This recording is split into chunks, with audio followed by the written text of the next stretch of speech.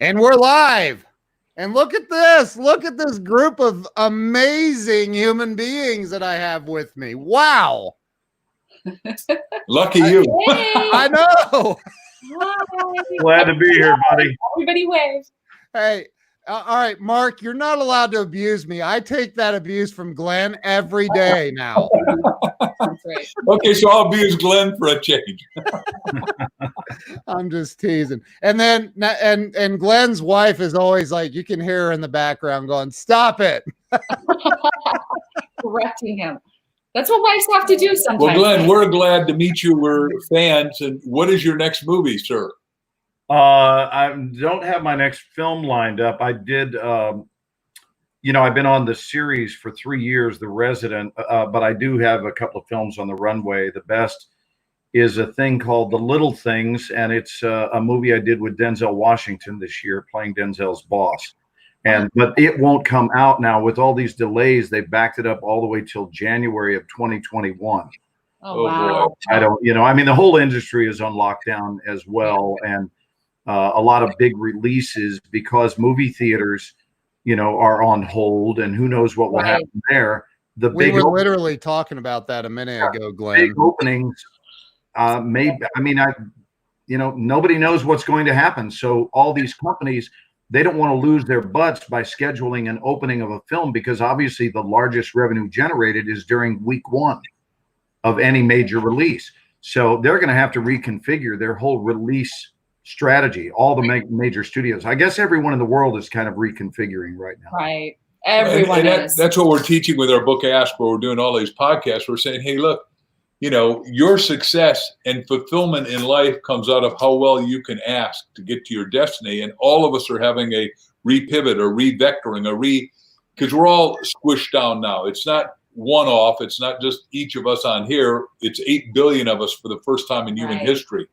And back to the movie thing, the only guy I see different than what you're doing is Spielberg's buddy. He says he's going to do simultaneous releases and streaming and movie theaters, because he said he doesn't know how long this is going to last, which no one does for sure. But our opinion is, and we're trying to help boost it forward, is that this is going to be over. And when it's over, what are we going to do? And one of the things, we're close to the guys who own the movie theaters here, like Harkins Movie Theaters out by, you're in California, right? No, we're in Dallas. Oh, in Dallas. Okay, Edwards Theaters. So we know two of the owners of movie theaters, but and it's tough for them. They're not making any money. They want you guys to air the movies, and we want to go back. We're movie addicts. And Well, there's nothing quite like seeing a movie in a movie theater because of two words, and the two words are absolute surrender. Yeah. You're surrendered as an audience. Whereas at home, the dog barks, the cat poops on the floor or vomits, the kids are screaming. The neighbors call. There's so many ways for an audience member to not be present when we're watching a film at home. But in a movie theater, it's dark and there's you and the screen, and that's it. I'm so glad you said that. We were just talking about that, Glenn, before you came on with. It's one of the things we miss the most, because we work from home anyway. We produce all our stuff from home, and we do a lot of filming here. We do everything here. So that's not a big deal, working from home. But we miss going out to dinners and with our friends.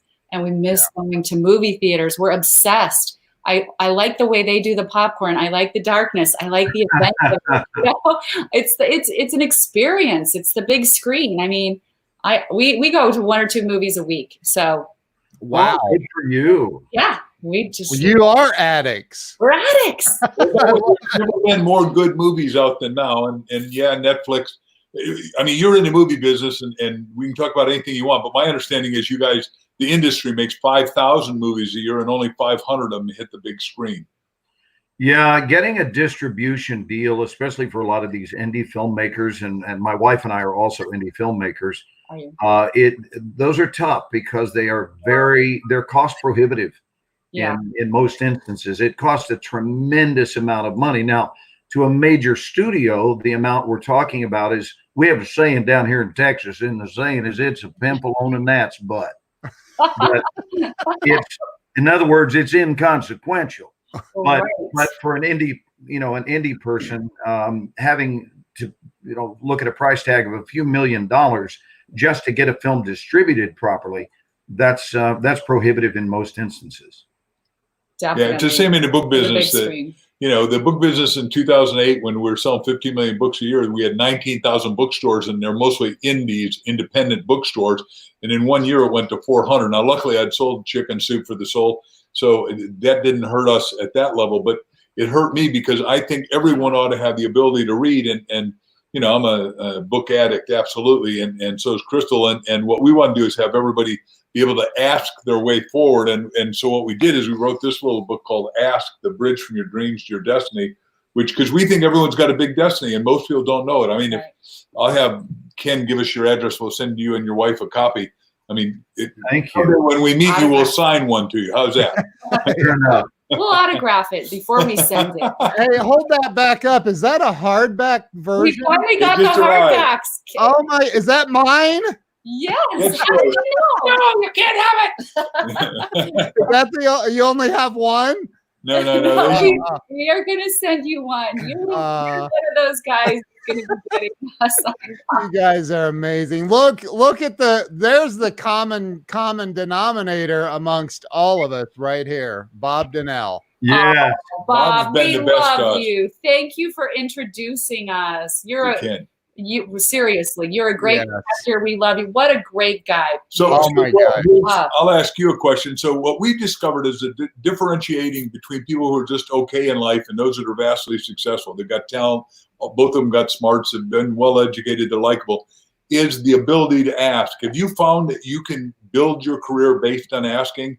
And I'm asking objectively. I have no idea. I'm not trying to set you up.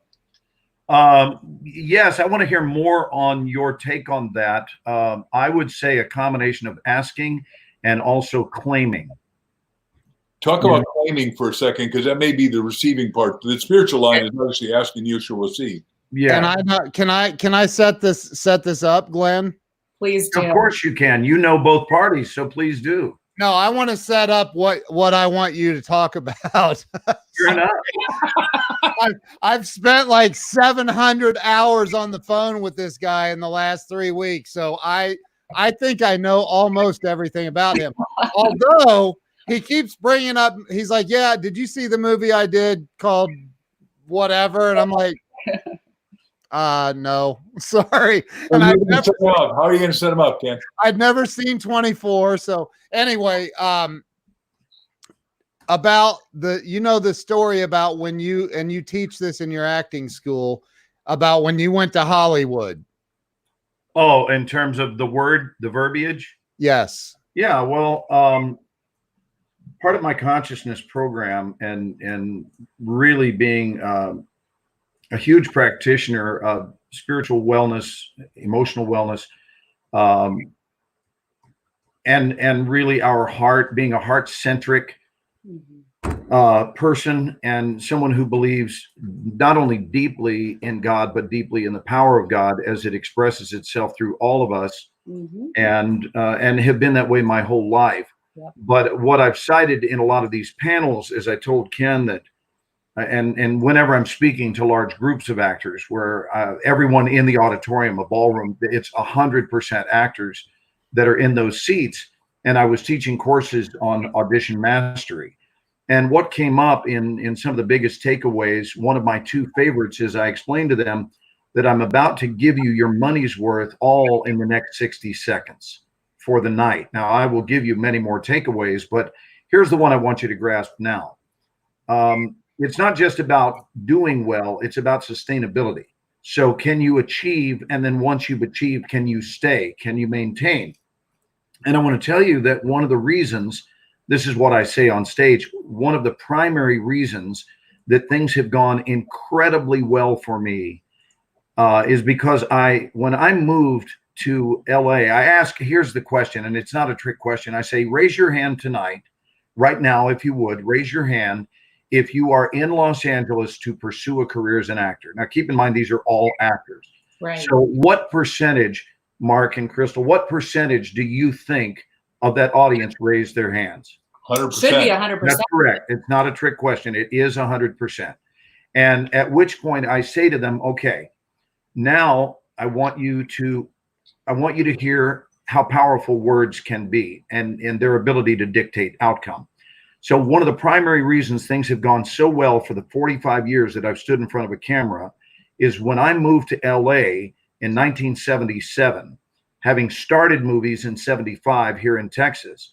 When I moved to LA at 18, I did not move there to pursue an acting career. I moved there to have one. Oh, very good. Not to pursue one. Pursuit is a mindset. And it's interesting. Pursuit is a word that people use when they expect to not have something. And I'll prove it. Did either one of you last night pursue dinner? No, we went and ate it. Right. You went and had it. Right. You say to someone, you say, would you like to have dinner? You don't say, would you like to pursue dinner? Yeah. So it is an interesting word that we use in our language when subliminally we expect to fail. Are you saying Ben Franklin editing our friend Thomas Jefferson in The Pursuit of Happiness screwed up? He should have had a different word? How about if I go with the simple answer of yes? Maybe you should have said in the expression of that. Well, by the way, you could have played Thomas Jefferson because you got red hair, as you know. Yeah, well, thank you for commenting on what little red hair I have left. Yeah, right. Me too. There's same thing going on. There's in, thin, fuzz, and was, and I'm into fuzz. Was. Oh, wow. Wait, say that again. I got to hear this. There's three kinds of hair: in, thin, fuzz, and was. Oh my God! May I use that and give you credit? Yeah. Oh my God! And by the way, we're just writing. We got another book coming out shortly called "You Have a Book and You," and in the seminar, and we're doing the videotape for the seminar because we don't know how long we're going to be locked down. And I think everyone should write a book, and I don't know where you're at, whether you've done a couple or whatever, but it behooves people to understand because that's how you really learn to think and crystallize your thinking and make it infinitely better. And wouldn't you like to know what your great-great-grandparents did, thought, said, lived, what, everything? I would love, but I don't even know that for my own parents who are Danish. I mean, it just, it's amazing. Are you originally, and because I don't know your background, I know your books, but I don't know your background, but I am a dialectician, and your voice would lead me to believe that you're originally from somewhere in the Great Lakes region? That's correct. Maybe Michigan or something. Where are you from? Waukegan, Illinois, outside of Chicago. Yes, sir. Yeah. I really hear that still present in your voice. Wow. Boy. You have an excellent ear. Wow. Well, you're trained to know this stuff. You're like Professor Higgins, and I'm sure you saw that play because you were addicted to plays starting at 11. I noticed that's what you said. Yeah. And Professor Higgins could pick up anybody and where they're from, or whether they're faking their dialects. Isn't that interesting? Yes, and hand to God, I did not go and look up your bio to know that. It's all still present in your voice. And it's beautiful. But when did you first start writing? Did you start as a very young man? Were you when did you? At 16 years old, we were making a lot of money. I started a rock group because the Beatles came out. We had money, and we were going to do senior skip day. 8 of us are going to go to Chicago to a big play. And 7 of us went. One guy stayed back, and he's such a chicken that he announced to the principal that all of us should get detentions, and we got 40 detentions where you're not allowed to talk, but you're allowed to write. Well, I'm hitting on this girl sitting next to me, and I write, and she likes it so much she passed it around. They said, well, you're a really good writer. You ought to write for everybody. So, yeah, I've been writing since I was 16, and then I went through student leadership at Southern Illinois and a lot of stuff. But, and then I've always absolutely loved to write and communicate. My band was called The Messengers, and Crystal, these are rented lips. Crystal says that is prophetic of what I've done for my whole life. Wow. Wow. That is awesome. I didn't even know that. Well, wow. So you've known each other a very long time. In half a year. Yeah. Yeah, right. Yeah. What did you say, Glenn? I missed it. So you've known each other a very long time. Crystal and I? Yeah. No. We've only known each other for 12 years. Yeah. But we understand each other deeply. Yeah. What happens is true soulmates, really. When I got divorced, I wrote down 267 characteristics, values, virtues, attributes that I had to have in my next wife if there's ever going to be one. And she didn't know it until after we got married that she was 267 out of 267. Because most people go, boy, she's got to have a good body. She's got to be beautiful. That's great. Or he's got to be tall, dark, and handsome, which only fits for one of the 3 guys here. And it's Ken, not you and I. Oh, you guys are all handsome. What do you mean? But we're not dark, though. You'll appreciate this. Years ago, it's one of the more entertaining moments. Ken's never heard this, but I was doing a movie called The Men Who Stare at Goats. I saw that movie. And Wow. the movie was with George Clooney, Kevin Spacey, and Jeff Bridges. And I've got a prominent role in the film. And during one of the scenes, I've got a substantial chunk of dialogue. And right in the middle of my paragraph, and we're just rehearsing, we're not rolling camera. It's the rehearsal right before we start shooting. And I'm running my lines, and I just stopped. And I looked at the three of them. And the director said, "You all right, Glenn? Everything okay?" And I said, "Yeah, I'm just thinking that between the four of us, we've got 3 Oscars."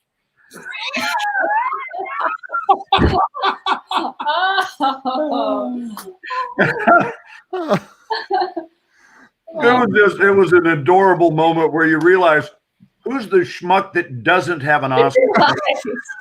Right? That's good. Well, by the way, because we're movie mavens, and who knows, maybe someday we'll be in a movie, but that's not relevant. But Spielberg says he always starts running film from the first time because the energy's higher. Do you think that that's a good idea? Because I'm sure, having watched you, your lines are perfect, and if you didn't remember your line, you'd fake it because you're so. Now, say this again, because I've worked with Stephen. I've done 4 movies with him. What were you saying about the first running the film? In the master's training, he says that he runs the video camera from shot 1 because he wants to make sure everything has the highest amount of energy, especially with Tom Hanks, who's obviously in lockdown in Australia. Right. Well, I'll tell you that Steven Spielberg's deal, he does like to, there's an expression directors will use a lot called "let's shoot the rehearsal." Yeah. Which means they just want to start rolling camera. And the reason is they would hate it if something really significant occurred in the rehearsal and they had missed it by not having camera rolling. And the reality is no matter how hard you try, no matter how great you are, no two takes are mirror images of each other ever, because people change.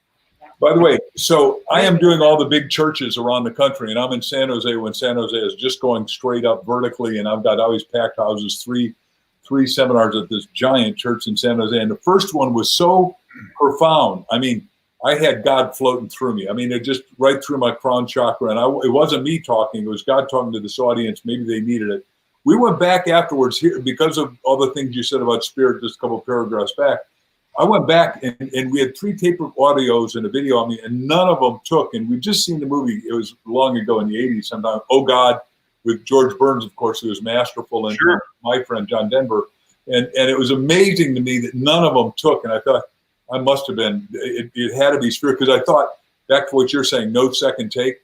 I thought, oh boy, I'm going to do that at the same time, the second time. And I was prayed up and wanting, and we had the same singer warming it up, and she was just great. You know, it's in every one of us. And I thought, holy cow, I can't miss. And it just was not the same. It was not flat. It was great. And they loved it, but they didn't know the first one. I got like a 15 or 20 minute ovation. It wouldn't stop because it just, you know, sometimes you just didn't have the heroic glow. And I'm sure that's in acting too. So how you've known, obviously John Denver's not with us anymore, but how long had you been friends with John? 2 or 3 things. One is that the guy was John's bodyguard was my friend, and the guy who trained me, and he also trained me in skiing, a guy named Tom Crum. I wrote the foreword to Tommy's book called 3 Breaths. And one time Tom calls me and he said, hey, look, I can't get to LA in time, and you're trained by me. I said, you take out 7 guys in a few seconds. I can take out 1 guy and then I'll get killed. He said, but John needs a bodyguard and you're big, and they'll just assume that you're competent. And they go, well, and John trusts you. And I said, well, all that's true. And he was close friends with my teacher in grad school. I was with Bucky Fuller, Dr. Buckminster Fuller. You know who that is, for 7 years? I don't. Okay, well, he was Einstein's best student, created geodesic domes, spherical buildings made out of triangles, and Dymaxion cars that ran on alcohol, ethanol, methanol, and taught me that we got to take care of the whole planet. He was senior advisor to NASA. He was 71 when I'm coming into graduate school at 21, and he just blew my mind because I thought I was so smart. I was going to be a doctor of physiology, and the head of physiology was working with Bucky in NASA. Said, you're going to hear the smartest guy on the planet, Buckminster Fuller. 5,000 kids are there. And Bucky said, we're going to talk about cosmogony, cosmology, epistemology, synergetic, energetic math. He had 10 words, and I was so sophomoric. You know that term, right? Sure. I'm going, hello. Everybody from Texas knows about being sophomoric. That's right. You may talk slow, but you damn smart down there in the South. You know. Anyhow, he blew my mind, and I begged to work for him and did that. So, but it just was amazing. But Bucky was on Tommy's thing. Here's something you'll interest, spiritual. So Bucky did this cosmogony and cosmology. Where would humankind be born?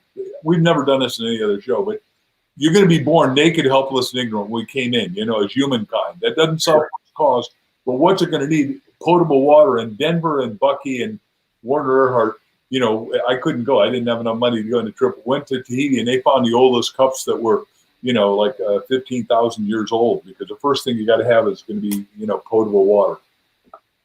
Isn't that cool? Mm. Wow. So Glenn has told some stories to me and to a lot of people online over the last couple of weeks.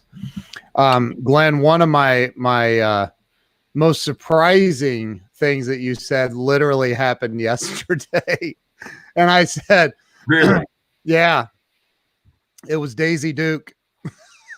I said, did you have a kissing scene with Daisy Duke? Because Scott asked what was your first show in LA, and I said the first show I did was Policewoman with Angie Dickinson. Oh wow! And then but I inadvertently said it was the Dukes of Hazzard, and then I realized actually Dukes came a short time later. It was my second job. That used to be a poster on my wall in my bed as a kid, like. You know, that was part of going through puberty, was having either a poster of Catherine Bach or Farrah Fawcett. Yeah.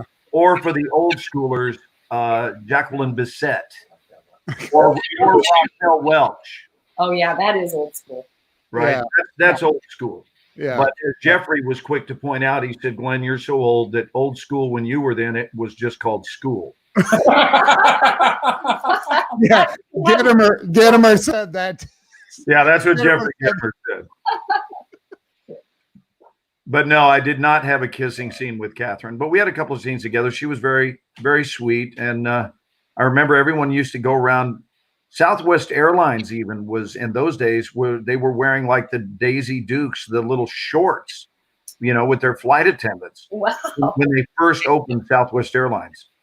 I remember that. I didn't know that. I don't remember that. All the flight attendants, and that was before they even had male flight attendants, but they all wore these little bitty shorts. Like Hooters shorts. And Southwest was a 3-city airline. And I remember when Southwest Airline is still to this day is a Texas-based airline, but they used to fly between Dallas, Houston, and Austin, or Dallas, Houston, and San Antonio, and that was it.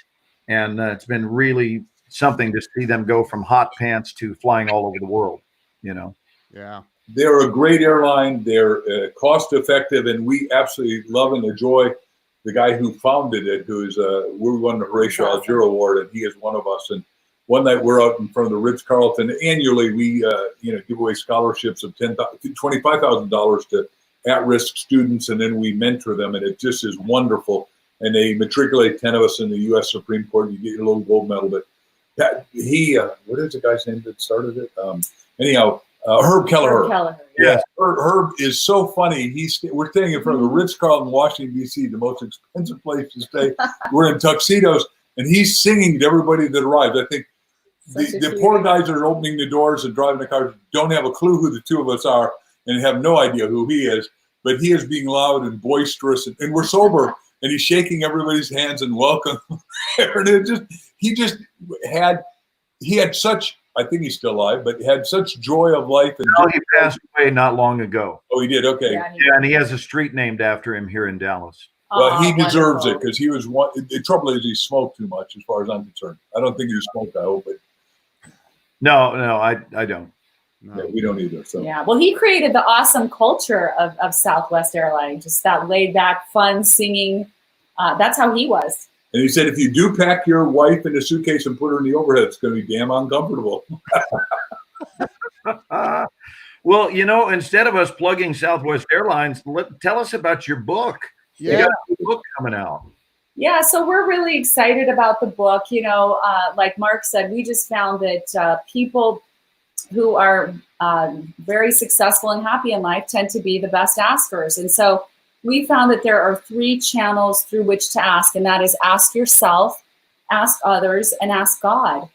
And it's kind of a magical process, Glenn, when you start to do that. For us, we spend every hour or the first hour of the day, you know, in that prayer and meditation time, really asking God, you know, just really getting in touch with the greater purpose. And it gives us tremendous perspective on what we're supposed to do in this life.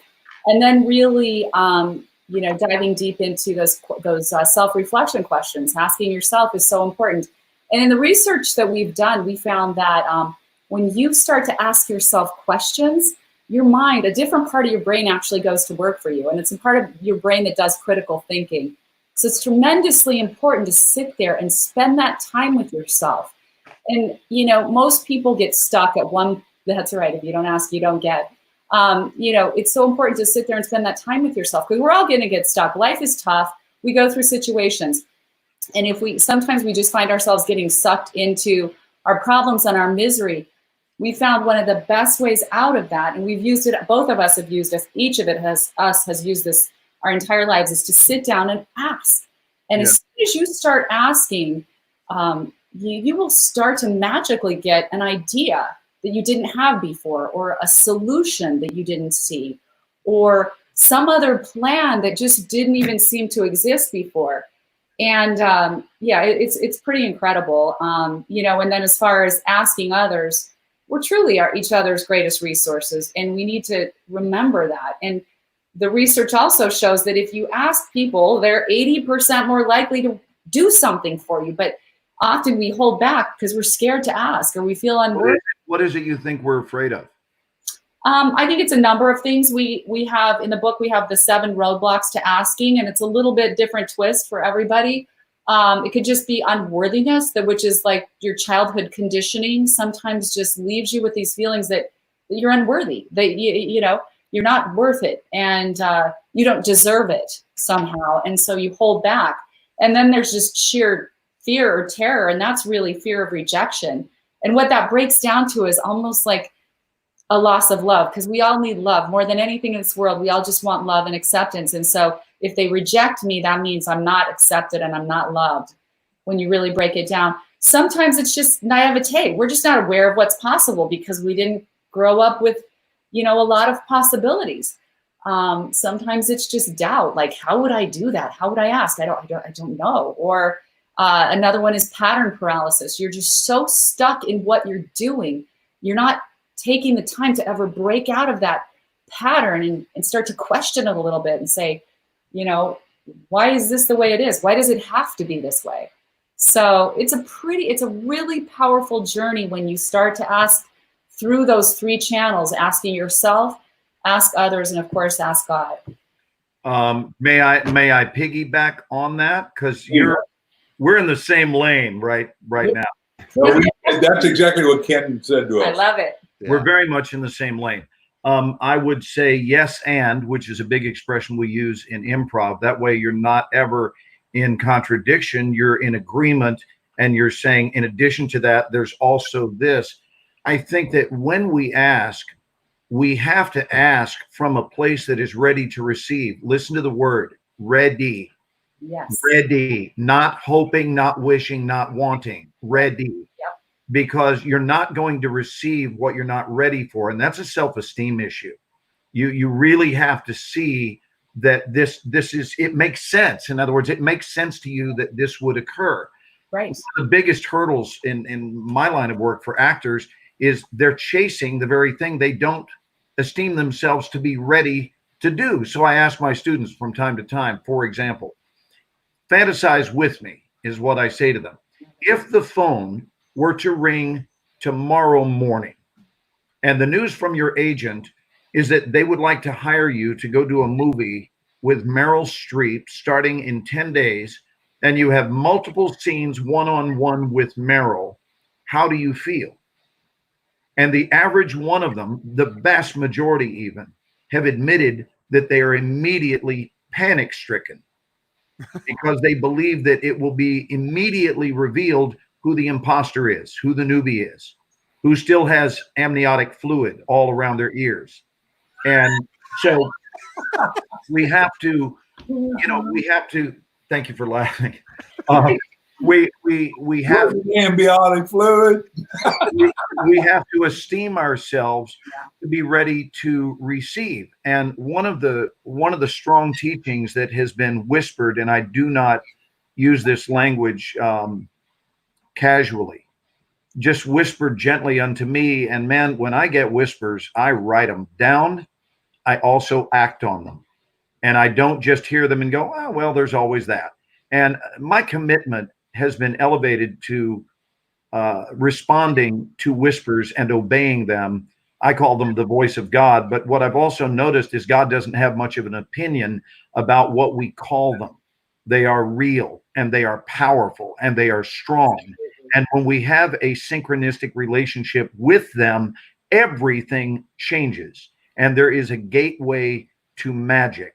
Ken, I would like to talk a little bit with Mark and Crystal about this, the idea of the 4 rooms, right? The mindsets, because it's a very short discussion, but it's something that very easily explains how people are categorized by their own choices, their own patternings. And so many years ago, probably 25, 30 years ago, one of the whispers that I heard was about what I'm about to talk about. And it was in the shower when I got it, which a large number of whispers occur while showering. And I wonder if that's just because we're cleansing. I don't know the exact reason, but there are so many epiphanies that have come to me while in the shower. Here is one of them, that there are 4 distinctly different rooms that people, mental bandwidths, if you will, mindsets that people reside in. And there is no judgment surrounding any one of those rooms, but you can hear the language and then begin to understand why people behave as they do. So room 1 is the room of impossibility. Impossibility. Their theme word is the word no. Again, this didn't come from a sermon or a book. This was whispered gently to me from above. So their theme word is no, and these people sound like this. So I was thinking we could know. Well, I was wondering if we might know. Well, I had always wanted to date. No. We could do that business. No. So they have these pre-locked and loaded versions of no. And they're not, the reality is they're not even listening. No. They're not listening to the ideas that flow in because they're too eager to veto the no, veto the idea with a no. And we've all been exposed to this. Hopefully we haven't been practitioners of it, but if we have, the good news is nobody is relegated to stay in the room of impossibility. That's room 1. Room 2, and I know these all from heart, I've been teaching it for years. Room 2 is possibility. And in possibility, their theme word is maybe. So it's the room of neutrality. In other words, it's neither yes nor no. It's neither pro nor con. It simply says, okay, I'm listening. Tell me more. Clearly, by comparison, we can see that the room of possibility is a room that is further down the path than impossibility. Now we jump to room 3. So we've got impossibility, we've got possibility. Room 3 is probability. Their theme word is likely. They see things as being likely to occur. They are well beyond neutrality. These are the plus people. These are the pro people. These are the people who nod a lot when ideas are being shared. Yeah. And then the ultimate room is room 4, my favorite room of all. It is the room in which I spend almost all of my time. I back and forth between 4 and 3, but I would realistically say I spend my time in 4 probably 98% of the time, and room 3 2% of the time. And room 4 is inevitability. And their theme word is the polar opposite of impossibility. Their theme word is yes. They come from yes, they engage yes, and they are committed to saying yes, and they say yes before they even have the details, because the only outcome that they envision is inevitably wonderful. These are people that know the word pronoia, which the vast majority of the world doesn't even know the word. They only know its opposite, which means there is a leaning toward negativity, societally speaking, because everybody knows the word paranoia, which is the belief that the universe conspires against you. And almost no one knows the word pronoia, which is the exact opposite, the intrinsic belief that life is here to cooperate with the deepest yearnings of our soul. So that is a quick explanation of 4 different bandwidths of understanding. And I've gotten to the point where I can meet someone and within for sure a minute and sometimes as short as 30 seconds, I will be able to identify what room that person is residing in. Well, let me just hitchhike in that and say that our books and all the businesses we own, and there are several, we say 3 things. They got to be original, they got to be unique, and they got to be inevitable. And the first thing in this book is the 4 whispers that my wife received, if you don't mind my saying it. We've never said that before, but we start with a parable because that's original, it's unique. And there's nobody that has read this yet, and I'm going to send it electronically to both of you. Ken, make sure you send me his e-address, and then if you would please, and that's okay if it's okay with Glenn. And then, of course, if you read it, you'll see that the parable is called the parable of Michaela, and I don't know if you want to talk to it, but talk to how your whispers. Please do. Yeah, she's sitting there jumping. I saw you smiling. I saw you smiling, and I thought, I think I'm speaking her language. Well, yes, totally, because it's so interesting. I look at life as so magical, like you're saying, Glenn, and I'm always in this interaction with the beyond, like what's beyond. There's so much beyond what we're seeing every day, and if people could just tap into that, they would be so much happier. And there's this anticipation of what's next, because when you realize it's so dynamic. It's awake for you all the time. So I'm just been very blessed in my life to have dreams, which are very profound and sometimes prophetic dreams that have guided me. So we start the book with, I wrote this fable of Michaela because we said we want to prepare the heart and mind of the reader to receive this asking journey. And so it's a fictional character. It's not based on my life. Michaela is a fictional character? Michaela is like a fictional character, yes. And this is a fable, but it starts out, Michaela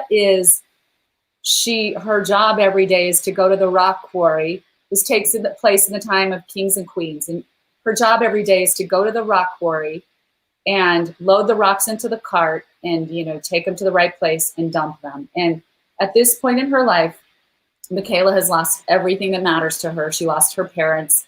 They both died for different reasons. And so she has lost all hope. And that's where we start. And then she falls into sleep one night, and she sleeps in a grove because her home's been taken away from her by the bill collectors. And she falls asleep. And the first dream is when the being appears. And so it starts there. And he takes her on a guided journey to this sparkling bridge, and he admonishes her that she must start asking and just continue to ask and never stop.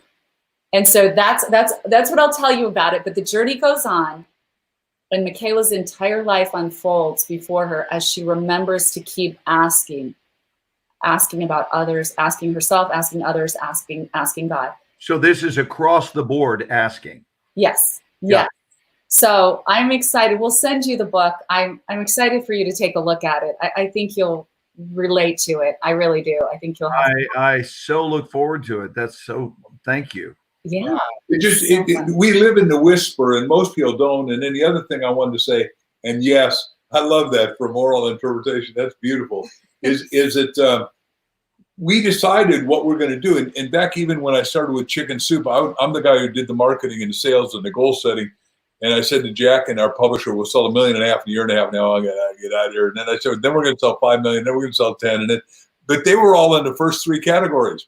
I was on, it's inevitable. He's always inevitable. I haven't got time if we're not going to do this. I'm either going to make a statement here, and I'm going to sell 1 billion books because I'm going to live.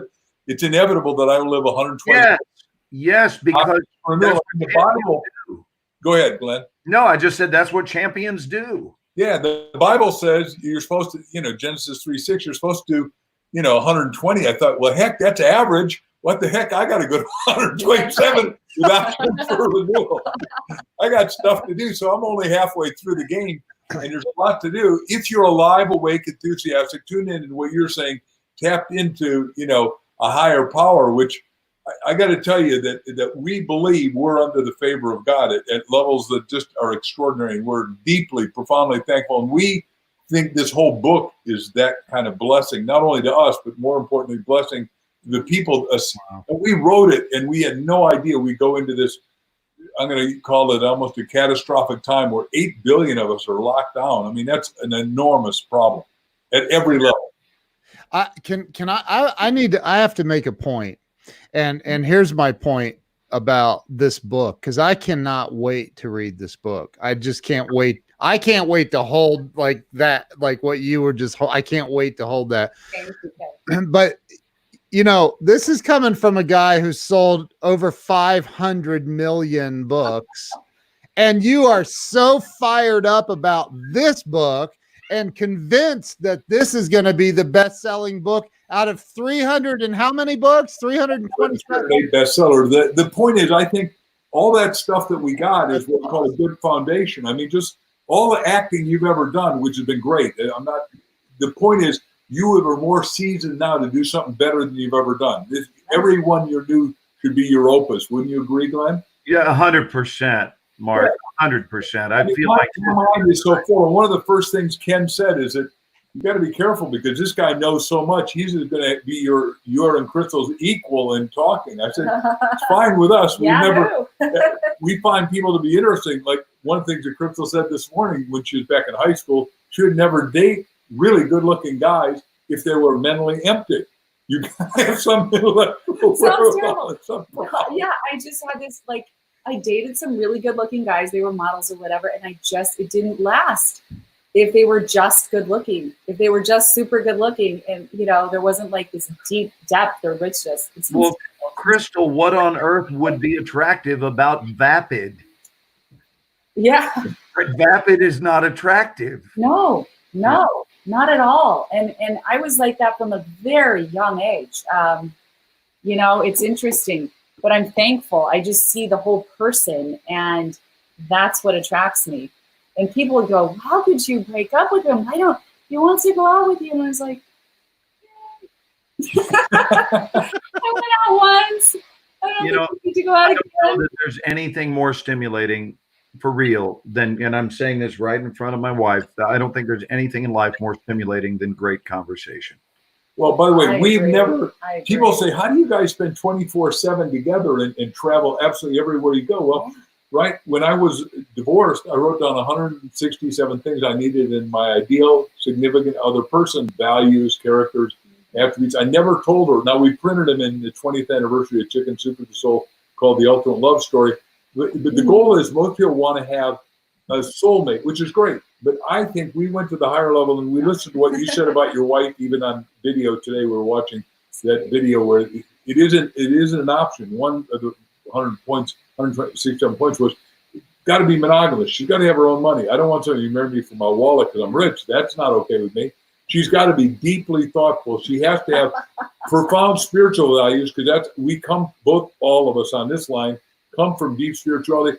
My belief is this also, Glenn, is that while we're helping everyone discover their destiny, and I think we're waking up people as they watch this, is I think people are afraid to admit they're spiritual beings in a physical universe. I love that. What do you think that comes from, that fear? Why would they be afraid? I don't disagree. I'm just curious. Can you say more on that? Yeah, I've never talked about it. We'll both talk about it, and I never take anything out of the wind out of her sails. No. But my position is that people are afraid because they say, well, what if they don't like the religion I am? What if they don't like my position on spirituality? What if they don't find out I'm a Jew-boo, as some people say? Or what if they find out I'm not in the right sect of Christianity or the right sect of Buddhism or the right sect of Islam, whatever. And it's all idiocy because what you said early on, I'm told there's 367 names for God. And God doesn't care what you call him as long as you are in tune with him. Right. Or her, or Father, Mother, God. Go ahead. How would you answer that? Well, what were you going to say, Glenn? I think Glenn was going to respond to that. I'm capable of yapping about anything at any time. So I didn't have any specific thing locked and loaded. I go to every subject with an open mouth. Well, and I think another keeper from Mark Victor Hansen. Thank you. No, go ahead, Crystal. And then Ken had something. I just remembered that we were on his show. Oh yeah. No. Don't let him on my show. Just one quick thought about that conversation. That's all. I'm just thinking maybe people are afraid because we think everything has to be so certain. We don't trust anything. We live in this physical world, and it's so hard for us to trust something that we can't see and quantify and prove. But once you've had experience with the divine, it's so real. It's more real than anything you've ever experienced. And so, I would just challenge people to just have trust and faith and take that leap, because it's so beautiful. Like, life changes so much. Yes, and I want to add one more thing. I think what it is, Glenn, unless you've been in the energy orbit of a realized person, self-actualized would be Abe Maslow's term, no limit, fully functioning spiritual master. And I got to tell you that Bucky was that, and he was a polymath and all that. But the fact of the matter is, he was, and I've had the good fortune like you have. A lot of actors are they've had to take somebody else's persona, and they've gotten deep in that until they become that person. But once you've been a few things, somewhere along the line, you also get your attachment to God and higher power and infinite awareness. And yes, we can do it by prayer and meditation, but if you've never been in the energy orbit, it's called entrainment in spiritual language, and said, this is what I'm going to do. And not only have I done it, and I would have been a great, a TV evangelist if I hadn't become a professional speaker and best-selling author.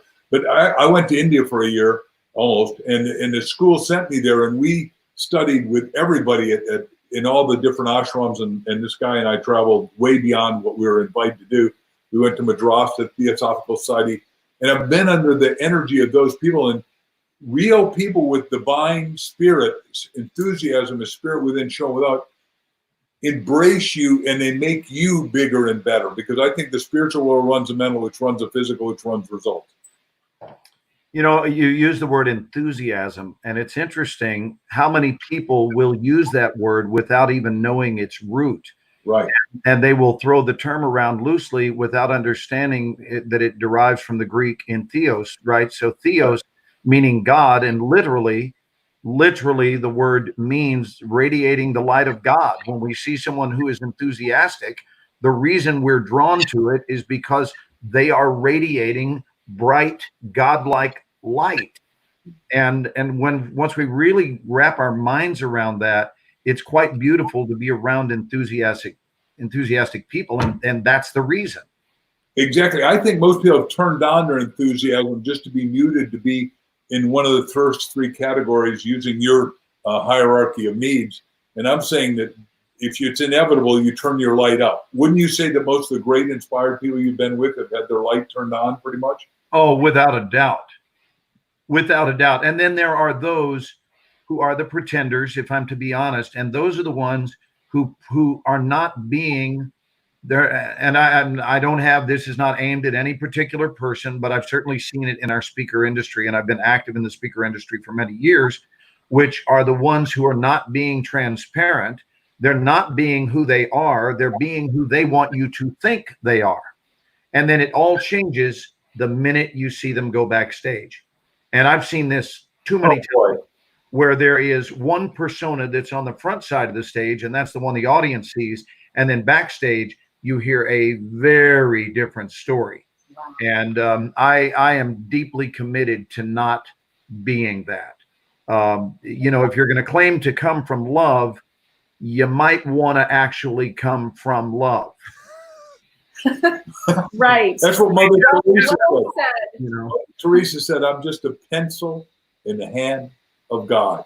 I love that. And if you don't know her story, she was in Calcutta, and she's a Catholic nun, and she sees an untouchable, which is the lowest caste in India, and she just picks him up because she saw Christ in his eyes, takes him and heals him, and then he goes to the archbishop, and says, I want to start, the Sisters of Missionaries of Charity. And he said, how much have you got? And she said, 3 cents. He said, get out of here. You can't start that with 3 cents. At 3 cents in God, I can do anything. 3 cents in God. In God, that's all you need. Wow. I want to go back to something Crystal said a little while ago. And frankly, if I can run by with your blessing, Ken, my list, the Not So Fine 9, because frankly, I've shared it with audiences worldwide, but I would like to hear Mark and Crystal's take on this. I would like to hear how it sort of organically lands on them and what they feel about it. But I was going to be so bold as to suggest a why. Crystal, when you were referring specifically to the fear or why someone would be afraid to do a particular something, sure. Or it's fear to show vulnerability. And I actually have a theory. And since I formed this, it's part of my chronic opinionitis, but I have not budged one iota on it, because anything that rings true, it's true when it continues to stay true. Yeah. So there was this gut feeling of knowingness, of clarity and of certainty in the moment, and it has never changed all these years. And here it is. I think it's because we were raised as a people in a combination of fantasies and lies. And I'm going to cite some examples so that it's not just a broad stroke statement that has no infrastructure to it, no skeletal infrastructure.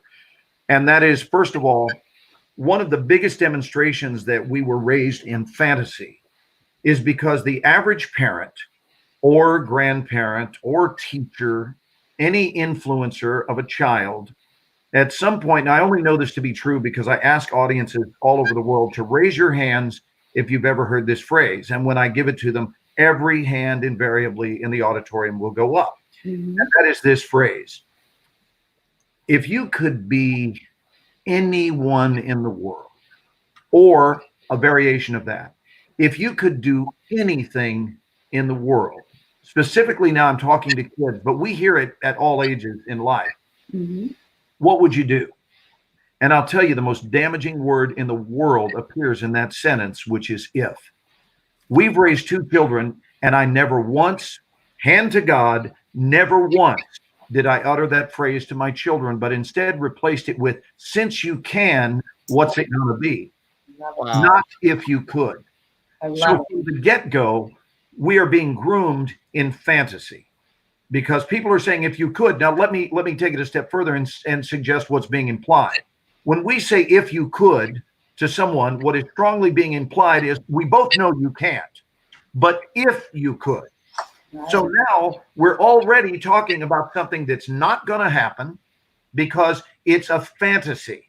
And so almost from womb to tomb, we are inculcated with the belief that the best isn't even havable. It's only something we can sit around and dream about. It's not something we will ever actually taste.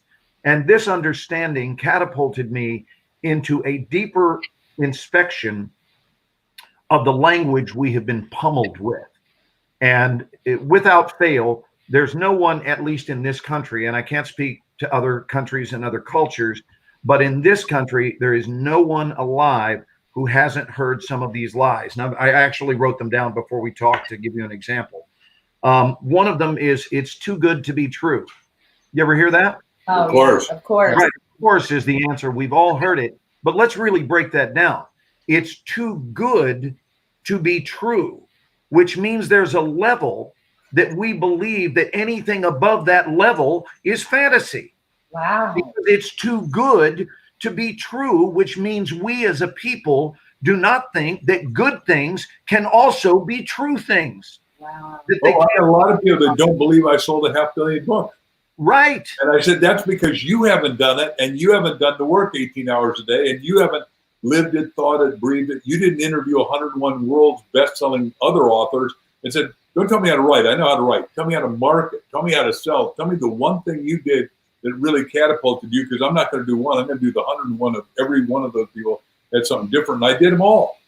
Right. No, that's great insight. It's amazing. It's almost like you're saying, Glenn, they're saying, the only thing real and true is something bad.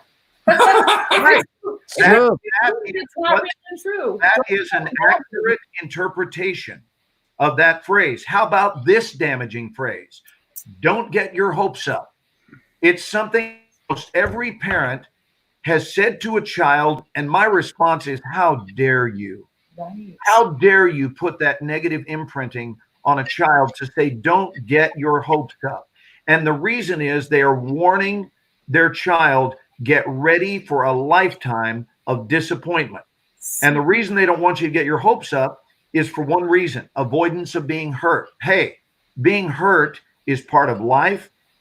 Getting knocked off your saddle is part of life. You got to dust your butt off and get back in the saddle.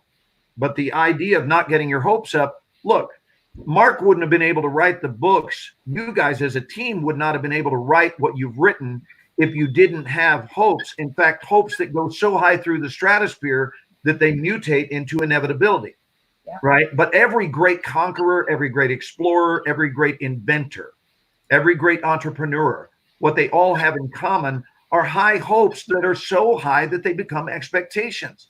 So imagine going into a restaurant, and yes, this is the passionate version of me that has been activated. But imagine going into a restaurant and saying, excuse me, David, your name is David, really nice to meet you. Listen, my wife and I are utterly smitten by this low hope platter. Could you bring us two of those? Nobody would ever order the low hope platter. Never. And yet we are telling people all the time, don't get your hopes up. We coach from the exact opposite. That's great insight. Great. Do you have a few more of these? Because I want to hear. Oh, yeah, those are great. Okay. So how about this one? This one has just, every one of these has systematically disassembled people and had it domesticated their potentiality right out of them. How about this one? Nice guys finish last. What a great incentive to become a jerk. Right? If nice guys finish last, who the hell wants to be a nice guy? Right. Right? So we've been warned in advance that if you're nice, you can get to the back of the line because, baby, you ain't finishing first. It is a bold-faced lie. And how these things have lasted over the years through society and managed to successfully be handed down one generation to the next blows my mind. And I was given a voice that said, go be part of the stop of this madness. This is crazy. It's crazy. And I have gifted you with a voice. Go do something about it. Go play your part. And this is not a performance right now. I get this excited because I think that in order for a message to be heard, life needs its cage rattlers. And I'm a cage rattler. I am. I love to rattle people's cage. Here's another one. Age is wisdom. What a colossal lie. I have known a buttload of elderly idiots. Okay? Paying attention makes you wise. Age. Oh, my God. Age, this is why you meet people in their 20s who are ancient souls. We've all met them, haven't we? We've met young, really evolved people. So I think what makes you wiser is just being conscious and paying attention. Time heals all wounds. Really? Have you ever been to a family reunion? Really? Yeah, turns out time didn't heal that.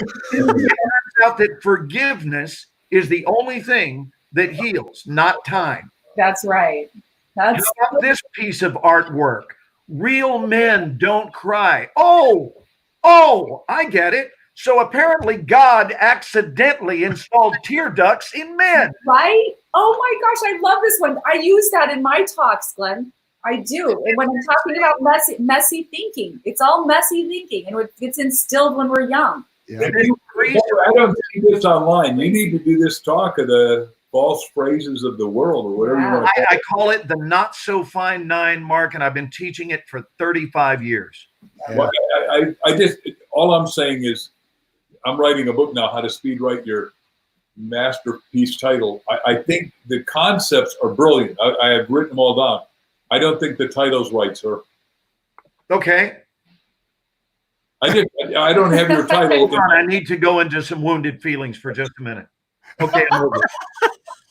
I want to rip your damn heart out. I want to make you bleed. A new title, that's all. Hey, Mark, believe me, if you want to reach out to me and offer me a better title, an upgrade, if you will, I'm the guy who will drop his way the moment I find a better way. Yeah. By the way, the point is, what I do is, in this seminar we're doing about, you have a book in your seminar, the second chapter is on title, because the book doesn't get open unless the title is arresting and it's simple, and your title is just okay. And I'm not here to direct you or advise you, except experientially, and my experience is that you got such a magnificent concept, we got to have a title that's equal to here's the concept and the title is here. I want to bring them both up. Yeah, well, you wouldn't be telling me this if it weren't for reason, so I receive it. Thank you. Wow. Yeah, I don't have any reason to besmirch you. God knows, I wouldn't do such a thing. Isn't that a nice word? You've been besmirched today, boy. Hey, I think you were just defenestrated. Is that what it's called? Yeah, Mark just single-handedly threw me out of a window. Defenestration. Hold on. You used this word the other night. I said, Glenn, you got to stop. Don't send Mark a Christmas.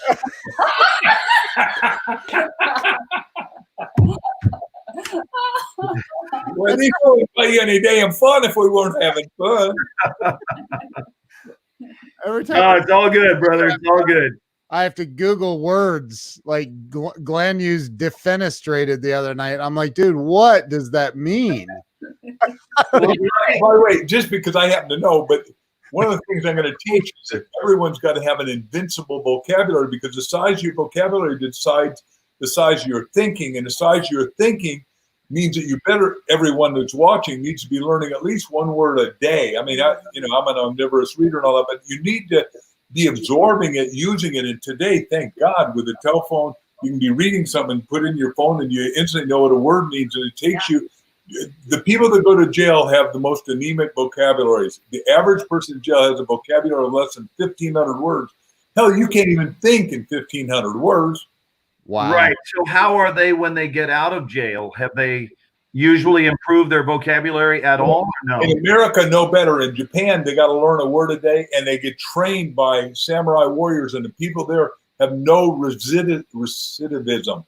Their ass doesn't go back to the slammer again, is what I'm telling you. Wow. So they actually are into rehabilitating and educating. Which is what we should be doing. In other words, unfortunately, our prison system, I'm opinionated. I love that thing you said. Chronic opinionitis. I've never heard the line. I'm going to borrow it and quote it.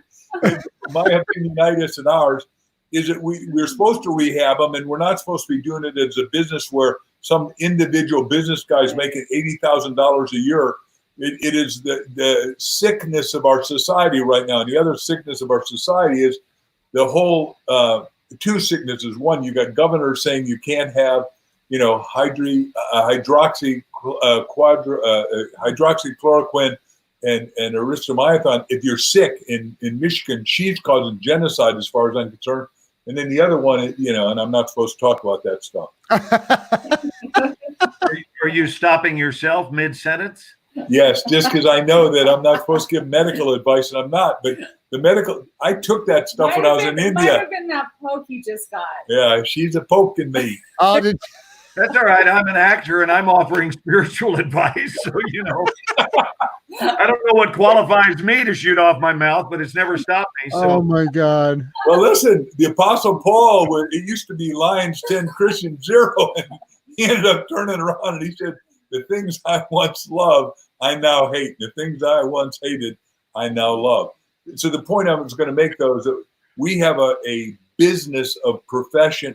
We did Chicken Soup for the Prisoner's Soul, and it's abusive that we put more people in prison, some of whom don't need to be there, but none of them are getting rehab. That's what you and I are agreeing on. I didn't realize that was part of your series. What a beautiful category to address. When did you add that? Oh, a long time ago, 10 years ago, probably. We've got 254 books in the series, so it's a substantial amount of series. I mean, we started with, the original chicken, then we did Second Helping, and then we did Chicken Soup of the Teenage Soul, which went off the Richter scale, sold 19 million, because we tested it on 12,000 kids at Nickelodeon. The head of Time Warner was trying to buy us, Larry Kirschbaum, said, my daughter runs Nickelodeon. Why don't you test it with her? And my daughters were young then, and they get up, and I doubt you ever watched it, but they slimed people, and they thought that was the funniest thing ever to go get slimed, and I got them to get slimed, and then they got to take a shower after that and video it over. They thought, oh, Dad's cool. He can do these cool things and get us to do stuff no other daddy can do. Where do your daughters live? In California. Oh, but in our marriage, we'd end up with five kids, so we got a lot in Arizona with us. We have 3 kids in Arizona and 2 girls in California. Wow. Both our kids. One just turned 40 2 weeks ago, and we had to do the birthday party via Zoom because of the virus, which was sad. But you know what? It is what it is, and so we were able to make the most of it. And I got to share with you a beautiful moment. We sang to Greg, and Greg drew back and went like this, right into the camera. And Carolyn was sitting on our end of it here in Dallas, waving so that the candles would, with a paper plate, so that the candles would go out. So in effect, he blew out his candles from California to Texas. Oh, that is so cool. I love it. It was a great visual moment. You guys are creative. That's cool. Hey, Ken, I want to jump right to that. The last one that I closed with, I didn't do all 9, and it's not important that I do, but I want to share with them the final one because it seems to be the most thought-provoking of them all. Yes. I'll let both Mark and Crystal finish this sentence for me. You ready? Yes. The grass is always greener on the other side. Yeah. So what audience can't finish saying that? Right. So here's another terrible piece of life coaching, mainly because of the most damaging single word in that phrase, and that word is always. The grass is always greener on the other side. There are a couple of really bad pieces of advice contained in that. One, basically, it's telling someone, get ready for it to suck where you are. Yeah. Right where you are, expect it to suck. And just know this, if you're going to find greener grass, you're going to have to go somewhere else for it. And this is one of the reasons that relationships break up, whether it's a marriage, whether it's a business relationship, but it's people searching for greener grass because they were told that it's always, which is not in the spring, it's not most of the time, it's always greener on the other side. Therefore, is it so surprising that people should go to the other side in search of greener grass? Not at all. No. And then when they find it, and some of them are actually successful in their campaign to locate greener grass, unfortunately, here's what they don't know. What they don't know is once they find the greener grass, they're all excited and eager and enthusiastic, and they get on their cell phone and tell everybody, I found the greener grass. It's real. I'm standing on it. I've never been this excited in my life. And do you know that within 90 days, the very grass they were so excited about finding is not similar to, but rather it's now the exact same color as the grass they left behind. And the reason is because it is directly proportionate. Grass has no opinion about its own color, but it is now directly proportionate to the skills of its landscaper. Yes. So if your landscaping skills caused brown grass out yonder, then all new grass you're going to find is going to do the same thing until you improve your lawn care skills. So in relationships, if you can become a better caretaker and a better steward of your lawn, then you won't have to go chasing green grass, and it can be green right where you stand. So true. That is really profound, Glenn. I love it. I love all of those. Because you always take you with, so you screwed up the grass here, you're going to screw up the grass on there. Right. Common factor, right? Wow. So those are just, they're good launching points to understand how could it be that we're often in doubt? How could it be? How could it be that we are operating at less than our optimum?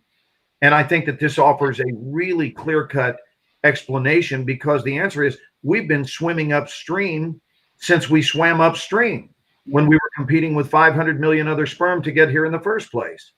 And then once we defeated that herd of competitors, we got here, and now we're swimming upstream against societal belief systems. And I think it's up to the individual to have a private chat with the creator. Yep. Just sit down and say, look, I get that you designed me, and I'm committed to the fullness of its expression. So I'm going to trust you and only you, and I'm not going to be distracted by the nonsense of my fellow man. Exactly. Love it. That's right on. You know, I like the Glenn, you talked about before, the guy that talked about the river and the waterfalls. And Peter Coyote. Peter Coyote says we were all a part of the river before we ever got here, that's floating through the cosmos. And at the moment of our birth, it's as though that river shot out over a waterfall and separated into all these droplets and created the illusion of separation.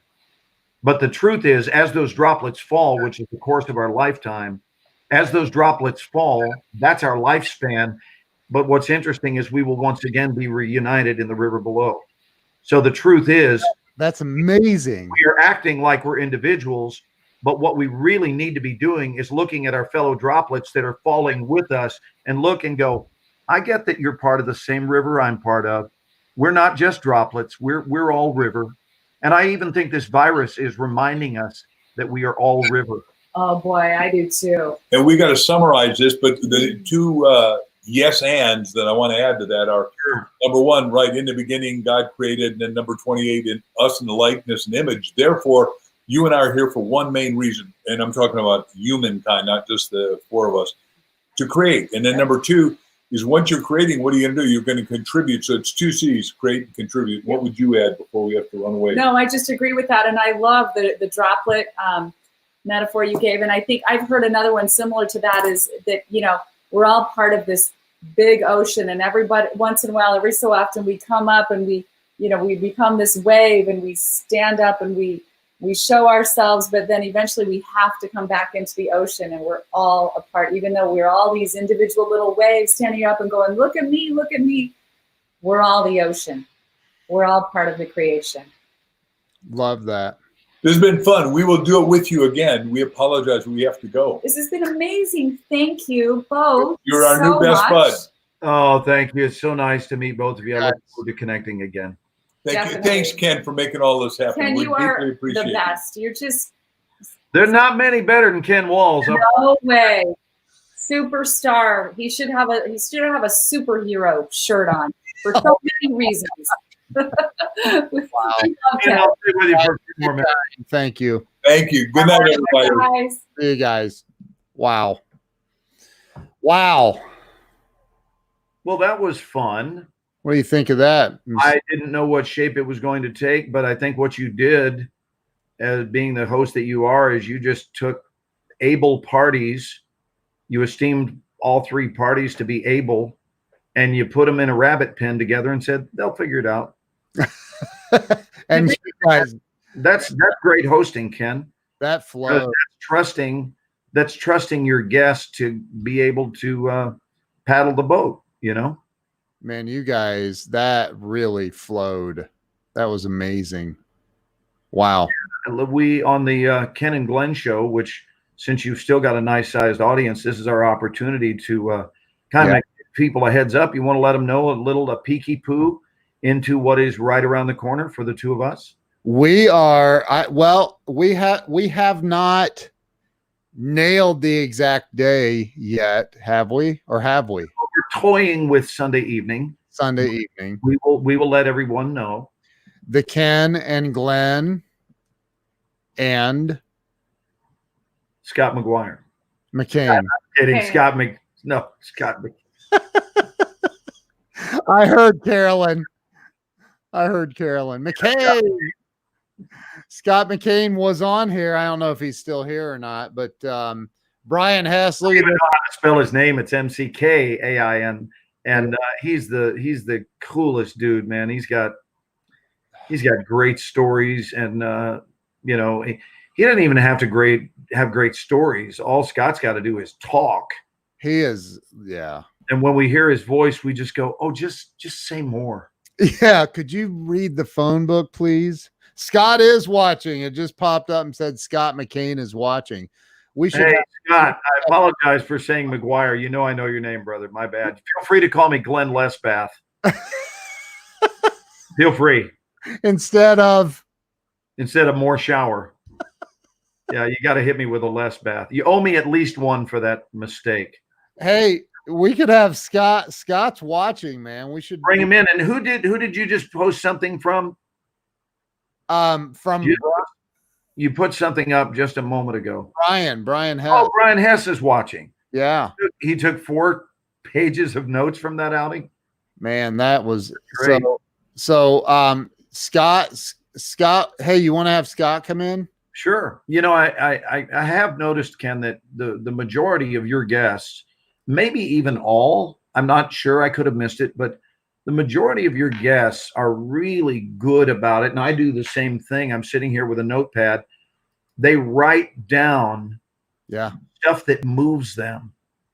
And I, you know, whether or not they'll ever re-mention it on their own, who knows, but it's something that they found to be significant. Yeah. And they don't want to have it be a one and done. They want to go back and look at it and delve more deeply into it. I do that too. And I think successful people are also great note takers. I always have a notepad laying right next to me, and I just filled up a couple of pages. So every time I do a Joe Ingram, Brian writes really big. Jeez, Joe's got jokes. Scott, I sent you a link. I don't know if you have the ability to come on or not, but it'd be great to discuss the show. And yeah, just let this is not the lighting. I'm just looking at the camera now and noticing I got some sun today, man. I went out and did some walking and it was beautiful. I haven't had my skin change color in a while. And, you know, as a redhead, we burn, and that's what we do. So the goal is to burn less. My skin color is such that it's so hopelessly Caucasian that when I go to see people who want to show me, my skin is so fair, honest to God, Ken, when people want to show me photos from their trip to Tahiti, I have to apply sunblock to look at them. It's bad, brother. Oh my gosh. It's bad. It's ridiculous. You know, I love that they were taking notes and I was taking notes with what they were saying. And it's that book, by the way, that they have coming out just sounds phenomenal. It really does. I cannot wait until I just can't wait to read that. I love, you know, if somebody said, what's your favorite type of book to read? Mine is always spiritual. Always. Dr. Wayne Dyer, every book he ever wrote, I've read multiple times. You and I are both big Wayne Dyer fans. Love Wayne. Love him. Amazing. Yeah, it's you know, I look forward to also meeting Mark and Crystal in person. That will be nice. And you know, it seems to be impossible for me to casually go through some of my contributions. And the reason is they're not casual. Right. They're not casual information. So from my heart, I will share with you that when I share them, I'm giving them what I esteem to be their due, meaning their due passion, their due credit. Because if I sit here like this and go, let's go to number 3 now. Here's number 3. Yeah. I'll believe it when I see it. No, you won't. You'll see it when you believe it. All of a sudden, everyone's going to sleep. And I will admit to you, I'm upset, not angry, but I'm upset with our world that it seems to be so okay with mediocrity. I'm admitting to you that I find that bothersome because I am so often seeing better for people than they see for themselves. And I'm here to, I'm just, what's the old saying? I'm just here to help. I'm just here to help. But part of being a trained metaphysician includes getting someone, like just getting them, getting their essence. Yeah. And helping them remember, not learn. You've heard me use this term a lot in the last 2 weeks, but rather than learn, remember who it is they are and remember their own limitless potentiality. I don't find that the average person is spending a lot of time embracing or actively engaging their limitless potentiality. It's just, I don't know. What are you doing down here while you're alive, while you're breathing? I don't know, hanging out, going to ball games. Okay, congratulations. How's that working out for you? Right. As long as they're happy, I move on down the highway. But if I see someone who has this grandiose vision for life, and then there's an incongruent pathway to access that vision, then I want to help them understand the pathway you're taking does not produce that result. Yeah. And here's why. And educators have been doing that since the beginning of time. But I think it's a shame, and I'll kind of sum up with this. I think it's a shame that so many people wind up having, you've never heard me say this, Ken, but I think it's a shame that so many people wind up someday being placed into a box, having colossally underlived their life. Yep. I think it might be the greatest tragedy that occurs is the tragedy of what could have been that is laying there buried in the ground. Dude, and hello, Scott, love you, bro. I just want you to know, Glenn, if I ever start a band, Hopelessly Caucasian is the name. Make sure your drummer has no rhythm. That's part of the formula of that band. Hey, I got to put this question up on the screen, and I want to hear, and you know what? I'd love to hear Scott's take on this too, and I might even chime in after you guys spread some wisdom. I'm sorry it's covering your face, Scott, but it's big. It improves the show.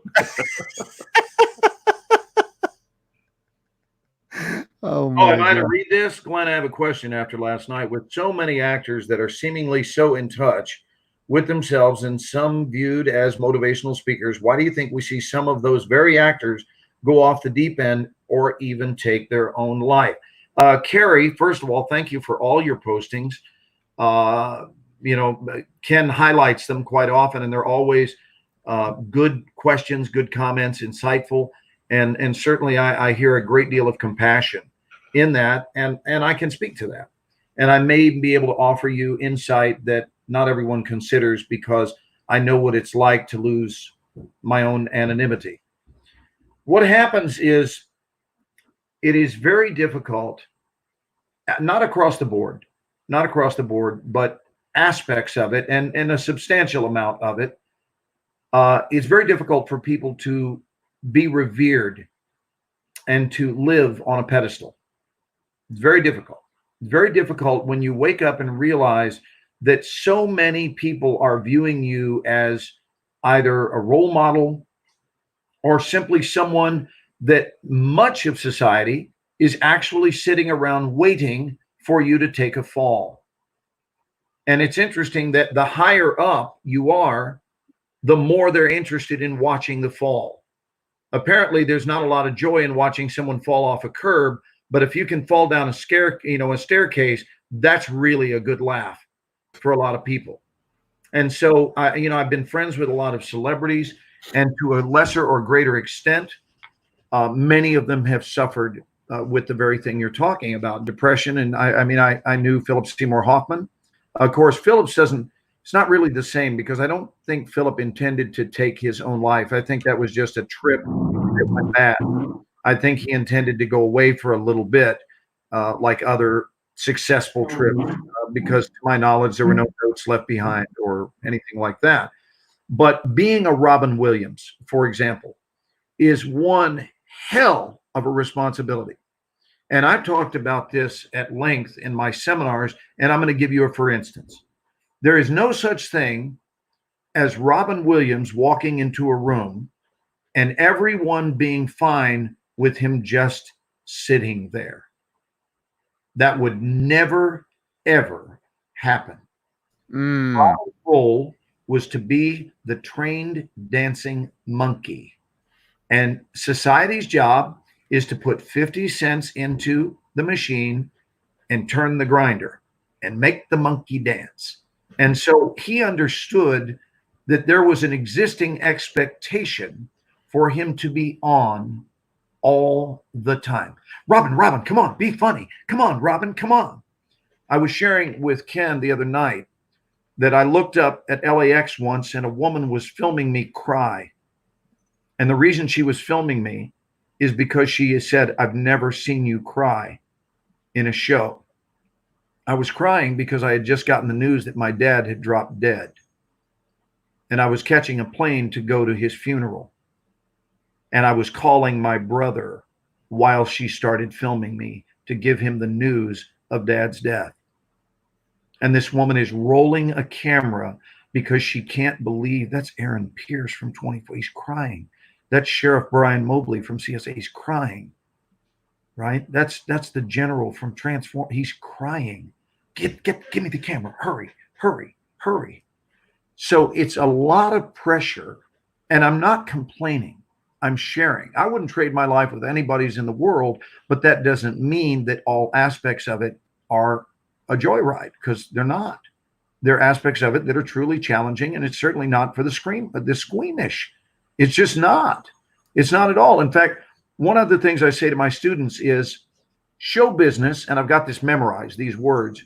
Show business is one of the worst, if not the worst, businesses in the world. Now, if you take that as a soundbite, you're like, he said that? Well, there's more to the sentence. And the part that follows the comma is the big part. Show business is one of the worst businesses, if not the worst, to get into, comma, if you enter it not already being crystal clear as to who it is you are. You have to know who you are before you get in the boat of show business, and here's why. If you don't have a clue who it is you really are, then you will make the mistake of believing your press. You will believe what the press is saying.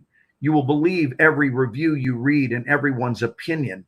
And all of a sudden, it will rip you to shreds, or it will build you up and have you riding way too tall in the saddle.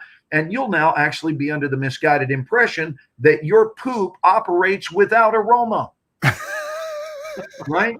I said that as cleanly as you can say that. So, and that's because everyone is giving you attention and time and energy. And even on sets, people will say, can I get you your breakfast? What would you like for breakfast? Could I get you some wheat toast? It's like, God gave me legs. When I'm out of makeup, I'll go over and get some toast. And so you're waited on, often hand and foot. You're catered to. Well, I'm 60. I know the difference. But what about a kid? What about a kid who is now having groomed for them a sense of entitlement that this is the way it is? This is the way it is in life. No, it isn't. It's the way it is in this microcosm called a set. And so people are going to cater to you there. And then you get outside and you're thinking that it's everyone's job to cater to me. This is what a young person can begin to think. And then they become a star, which is one of the worst things that can happen, because they are a star for the caterpillar that they are. And here's the problem. The caterpillar doesn't stay a caterpillar. So you're adorable, you're cute, you're a well-known child actor, and then you become a butterfly, and Hollywood has already chewed you up and spit you out. What are you going to do? Go answer phones at Sears as an encore? And I'm not knocking the Sears Corporation. What I'm saying is you've made millions of dollars, but you can't, I don't think a life is you just sitting around looking at the money you put in the bank. You got to do something. You got to do something while you're here. You got to be somebody. You got to think what's next. And already Hollywood's done with you. There are very few actors who mature from being child actors to successful adult actors. And so they have to choose another line of work. But my point is this: once you've had the world kissing your butt, where else are you going to go and maintain that if that's what you require of other human beings. So if you know who you are and you get the equality, you will never, ever, ever, ever look for anyone to kiss your butt at any time for any reason, simply put, because it's not their friggin' job. It's nobody's job to kiss somebody else's butt. So it's a dangerous business to get into if you don't have a real sense of self and you've tapped into and have a solid relationship with your core. And then you realize that most of what's being said, it doesn't matter. Is this making sense? Did I answer that thoroughly enough for you? Yeah, I'm not even going to comment on it now. Not a word. I have nothing to add to that. I can't. And so they don't know what to do. They get to their wits' end and they're realizing it's over for me, or I can't take the pressure anymore. I'm tired of walking out my front door and having, this is why you should go bald and be a character actor, because then the paparazzi doesn't care about you. I live here in Dallas. Nobody bothers me. I don't have photographers running around, but I also don't have an agent that is contacting the press to make sure that they're all over me. Right. And although I have a publicist, I seldom use them. And I'm not asking them to put me in every newspaper article and try to get some hype going, because I don't want that life. Right. I love my privacy, except when I'm with you dudes and we're out to the world, and I love this. Anyway, hopefully there is some increased sensitivity on the part of your audience now to understand that while it may seem enviable, like most things in life, it's not everything you might have fantasized that it would be. It includes psychological challenges. So, you know, maybe give the stars that lose their mind, maybe give them the benefit of the doubt. How would you feel if you woke up to the opinion of the world? How would you feel if you made a simple mistake? Because we all do. What if you made a poor choice? What if you made a blunder? I mean, raise your hand if you've made a blunder, guys. We've all made blunders. Here's the difference. If you're a plumber from Little Rock, Arkansas, they don't highlight your blunder. That's the big difference. The big difference is if you're an electrician from Cincinnati, it doesn't make international news if you made some mistake, even when you made a big one. Because the only people who know are the people in your immediate sphere of influence. You make one wrong move as a celebrity and the world knows. And it's embarrassing, and it is really tough to maintain perfection. Really tough, if not impossible.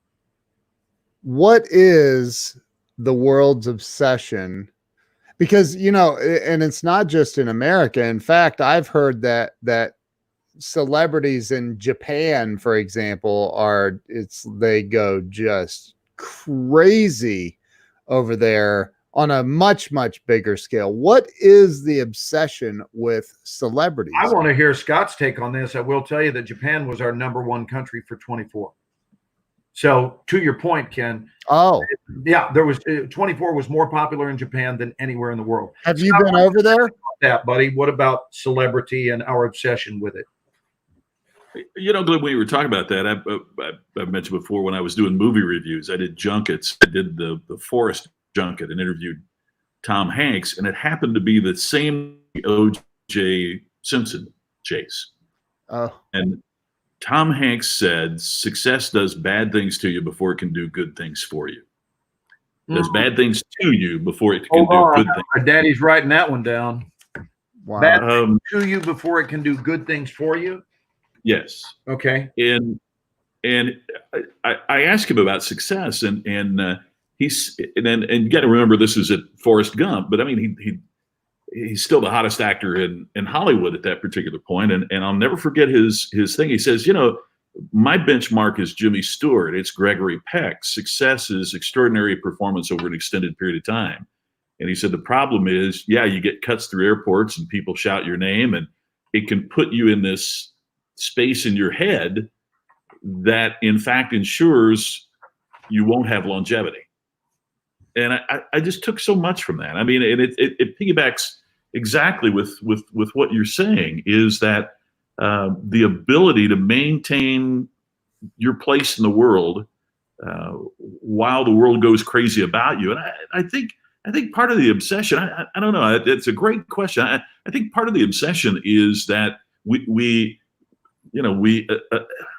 vicariously live through these celebrities and the glamour of their life, and yet simultaneously we resent their success and their wealth. And it's a really hard game to balance, I think. Yeah, that seems kind of unfair, don't you think? Yeah, it's totally unfair. It's unfair to revere them and resent them in the same breath. It's true. But I see people don't. I mean, it's not just Hollywood. I mean, I see people that think that that Warren Buffett is fantastic and all billionaires should be strung up. Or that Steve Jobs was one of the greatest people to ever live, but that no one should be, no one should be rich. And you can't have it both ways. You just can. And I think we have a lot of folks in the world today who just don't understand that you can't have it both ways, that we have to have, if you're going to have the risk, you have to have the reward. You have to provide the incentive to get the inspired result. And yes, if we don't have that combination, we're going to lose a lot of the very things that have made the country great, not just in terms of the entertainment industry, but technology and government and everything else. I mean, I'm old enough that when I was a kid, every parent, would say anybody can be president. Anybody can get. That was part of what we talked about. Was you aspired to service. Kennedy saying, ask not what your country can do for you, ask what you can do for your country. And I'm not trying to be political here at all, but isn't it interesting the way that it's changed, that for a lot of us, the last thing you'd want your kid to do is get in politics. So we can't have it both ways. We have to understand that to get one, you also have to be willing to embrace the other. Yeah. Makes sense. Here, amigo. Beautiful. I gotta say, by the way, Glenn, I've got to say, I was upstairs watching, and the whole your whole list was over the moon fantastic. And the line about would you want to order, what was it? Would you want to order the no? Yeah, I always say this way, that you call the waiter over and say, "Excuse me, David, my wife and I noticed this low hope platter." Low hope platter. We're really smitten with that. Could you bring us 2 of those? It is on my notepad upstairs. I was writing as quickly as I could write. That is brilliant. I love it. I mean, why do we coach people to tell them not to get their hopes up? It's clear that it's one singular primary reason. Now, there may be 35 reasons, but the primary reason is when a parent tells a child that, it's out of the goodness of their heart, simply because they don't want them to be hurt. So basically, they're saying that life is about the avoidance of pain. There's a program I do. It's okay. It's not a big deal. You need to be hurt. I mean, there's a program I do every Pepperdine, and it's for students between your and senior year of high school.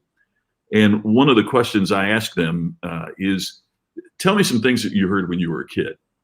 And frankly, same thing that we heard when we were kids. Don't run through the house with scissors in your hand. Don't cross your eyes; they'll stick. Don't cross the street do that thing or you'll go blind. Yeah, exactly. Remember that one? You see, I have glasses, but I don't know what he's talking about. But there was a study that said that the negatives that are 7 for every positive message a kid hears. 7 no's, 7 negative messages. So it's a 7-to-1 ratio. 7-to-1 negative to positive messages for young people. Wow. And when you combine that with the fact that we all know that human beings are creatures of habit, right? And if you don't believe so, fold your arms and then try fold them the other way. I mean, we are such creatures of habit. We are become. Benjamin Franklin said, "First we make our habits, then our habits make us."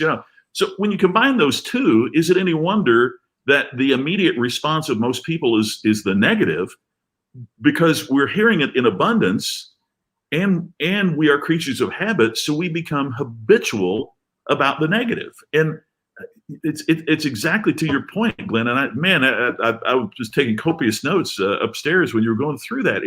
We have to break that. We were talking about Zig Ziglar yesterday, with that stinking thinking. Yeah. That is pervasive in our culture today. It is, and so we've got this societal glue, this negative glue that we're trying to navigate through.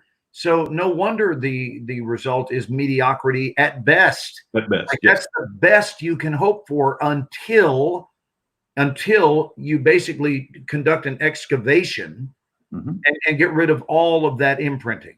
If you're trying to work with what we were given to work with, all I can say is good luck and God bless you, because it's going to be a tough road to hoe. Yeah. It just is, because there's too much negative imprinting. We got to find our way through it, and I think it requires a wrecking ball and nothing less. We got to wreck it and then plow it down and get it out of there. What does this one say? Christy says the more we can teach these principles to our youth and adults, we can shift this limited thinking. I do want to say that, you know, we stayed on here to talk about the show, and I had a conversation with Scott without you, but you and I talked about Scott. We've been talking about Scott a lot without him. And so now here we all are, we're live, and let's just have a board meeting. That's BOARD, not BORED, right? Yeah. I just want to make sure what kind of. Hey, since you like that list so much, can I give you I got a couple, but one in particular, one of the bonus ones that I've mixed into. I do like 15. It's, you know, it's been a list of 9 that I've done for many, many years, but every so often I'll try a new one on just to see. And one of the big ones I remember hearing is this: don't get too big for your britches. Right? You ever hear that one? Yeah. Right? Someone would say, I don't like her, and you'd go, what is chapping your butt, Grandpa? Well, I just don't like her. Well, why? Well, because she's too big for her britches. And that is an explanation for so many things. And I started breaking that one down and realized that here's what it is trying to get us to buy into. When we believe that phrase, that someone is too big for their britches, what that's really inviting us to co-sign is that there was only one pair of britches made for all of society. And that we are supposed to wear them and never outgrow them for this reason. Once you do outgrow them, if you do, in doing so, you will threaten the herd. You threaten the herd with your bigness. I encourage everybody to outgrow their societally issued britches. That does not mean your actual pant size. I'm not encouraging everyone to be overweight. I'm saying that the britches that society gives you, please don't commit to wearing those your entire life. Please decide on your own time and in your own way what you would like your emotional and spiritual waistline to be, your waistline in consciousness, if you will, and be as big as you want to be. Don't base it on the chronic opinionitis of society. Don't do that. Do it on what your soul is telling you to do. And I happen to believe that there are many different britches made of all different shapes and sizes and styles. And me choosing the one I chose or choose should not need to be offensive to you. But the reason it is, this, I offer this explanation in the program too. And all of this was not on a whim, brother. It's called research. Yeah. And research over a long period of time, so that I'm garnering a view from the macro and not just the micro or a moment. And I go, well, I certainly have an opinion about that. Well, why don't you put it on hold, Glenn, and wait and see if it's still true over time. This one has held the test of time. It stood the test of time. And that is this: I've noticed that people do want you to shine, Scott. I think people do want us to shine. They want each other to shine. They want you to shine. However, and this is the big one, I've noticed that they do not want you to outshine. Ooh, so true. They want you to shine right up to the point where your shining, or the speed with which you're moving through life, seems to be faster than theirs. And now they have a problem. Yeah. They were rooting for you to get a raise right up until your raise for the same company that they also work in eclipsed their. God, that is so true. It eclipsed theirs. And so you'll have someone who is at a company who is celebrating their first raise that took them, let's just say, to the 6-figure income mark. So they had been making $85,000 for a year for many, many years, and all of a sudden they get a raise, and they're now making $110,000. And they actually want to throw a party with their friends, and they're in a good mood, and they're going to meet Friday night. Everybody's celebrating the promotion and the raise, the accompanying raise. And then the person who just got the raise that they were so thrilled about a mere 2 days ago finds out that a newbie to the company that started only 6 months ago, and maybe this guy that's got the raise has been there 5 years, the newbie to the company just got a raise to $130,000. And now, instead of being happy for themselves, they're pissed off. Yep. And clearly the reason they're pissed off is because they are in an unspoken competition with others. Yeah. So when we're healthy, we're not trying to, make these comparisons. We are happy and we celebrate the good things that occur in not only our own lives, but we celebrate the victory of others. And I got to tell you, every successful person I've known, one of the things that they healed within themselves is this rule of competitiveness. And instead, they see their brother and sister's victory, meaning their spiritual brother and sister. There is no victory, Scott, that you can experience that will threaten me. I'm actually rooting for you in life. I'm not just saying it. I've also discovered that when we root for others, it literally opens up the floodgates for us to experience massive, massive prosperity. But when we're afraid that someone else's victories will result in less for us, that is lack consciousness, and there is no future in that at all. So again, the quote is, people do want you to shine, but not to outshine. I love that. I have a question for both of you. May I? Yes, please bring it. So, and this, I've thought a lot about this over many, many, many years. You guys have met people, and I know you're both incredibly successful in your own rights and your own industries, but you've met people that are just like, it's almost like they came out of the womb with a money printing machine, and they were, everything they touch turns to gold. And, we've met people like that, and it appears that they've just never made a mistake. It's always been easy. And so, I've thought a lot about, there has to be in the mind, in the beingness, and in something for somebody to go from, I was raised in an incredibly poor family and that mentality that goes along with it, to making millions and millions of dollars. Is there some sort of a period of time, an event or something that you can put your finger on where there was a shift for you, where you went from the $500 a week mentality to the $5 million a week mentality, or whatever? Did you guys ever see that in yourselves? Like, yeah, there was this moment when I landed that role on, whatever, that I knew I was in the money. I knew life was going to be better, because look, I've been broke and I've had wealth, and having wealth is way better. I'm just going to. My stepfather said that in those exact words. He said, son, I've been rich and I've been poor. Rich is better. It is, man. And listen to this twisted one. He goes, rich or poor, son, rich or poor, it's good to have money. Oh, that's good. Isn't that great? Rich or poor, it's good to have money. Was there, but was there a moment in time for you where did you ever have a moment where you're like, man, I just felt this big mental or spiritual shift, and that's when it all clicked? I'm going to acquiesce to Scott because I have my answer locked and loaded. I want to hear his answer.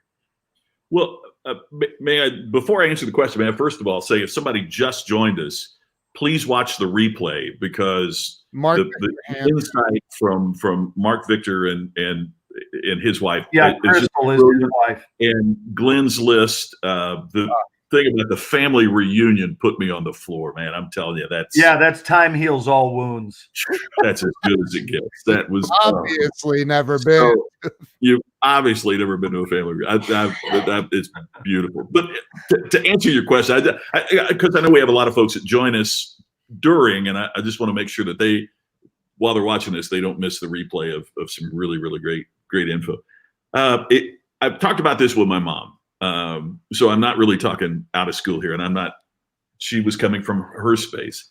I was the first in my family to go to college. And I remember coming home and I felt like a kid with a report card, but it was the grades were out that semester, and I had done well. And my mom said, just because you're going to college, don't think you're any smarter than the rest of us. Wow. Isn't that why I'm going? I mean, isn't that wow. Is that kind of the purpose of this? And it was the moment that I realized that everyone, including my parents, including my mentors, everyone is a human that has their own problem coming from their own space and their prejudices and perceptions. Sure. Yeah. And I've talked with my mom about that. And that was the moment I had to realize I could either continue with that kind of thinking that I was brought up with, or I could move to a different level of thinking and not depend on the way that my parents thought to be the way that I would think. And when you're 9 years old, that's a pretty moment. But for me, that was the moment that I realized continued the way that they thought I would have what they had. I wanted more in my life. I had to change the way that I thought and design my thinking in my life and my approach into one of greater abundance, not as I talked about, my friend talked about the prison thinking. You know, I know so many folks that, not just small town, I mean, it could be any town anywhere, that are trapped in this very restricted, small way of thinking. And that was the Scott, I think your internet might be your internet is it's going in and out, brother. Yeah. Sorry about that. Can you hear me now? Yeah, you may need to just refresh your browser and come back in. So I was going to tell a story, but I'll yeah, let's wait on him. He'll save it. I enjoyed encountering Mark and Crystal. It was a really good time, and I look forward to. It's so interesting when you meet people over the internet first. Yeah, I mean, I've known of them for a while, and certainly of Mark even longer. Yeah, and recently became aware of Crystal. She seems like a sweet person with a really, really good heart. But I want to, and now Scott's back, so I want to share with you when I became aware of that people want you to shine but not to outshine moment, because I remember it. I remember exactly when it occurred, and it occurred in my senior year of high school. Because Drive-In, which was my first film, Scott, we shot that picture in October, November of 1975, and it was released during the summer. I was a junior in high school at the time here in Dallas, and I had the good fortune of being able to drop out and go shoot a movie. Who gets to do that as a senior in high school? I officially dropped out, explaining to them, I'll be back, but I'm going to go do the lead in a movie. And it wasn't an indie film. It was a Columbia picture. So we knew it was going to get a distribution deal, and it would be seen all over the world. And anyway, that being said, it was a great experience. Took a little over 6 weeks to shoot the movie. And then I waited, and you can imagine being a 16-year-old kid and you're waiting for this movie to come out, and it's going to be on the big screen, man. You know? Yeah. I was excited. Well, it came out in the summertime between my junior and senior year. Now, I had always gotten along well with everybody. I lived a problem-free stretch in school, right? Challenges with growing up, you know, but not ever at school. Home stuff, challenges of a divorce and a remarriage and religious war between Baptists and Judaism, and families having different opinions. I mean, all of that. And those things are fairly typical.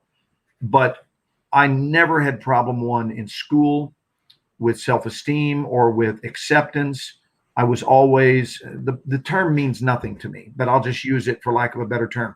I was popular. Remember when we used that word, oh, he's popular, she's popular.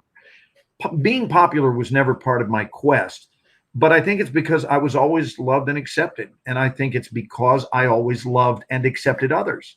So I had a lot of friends in high school.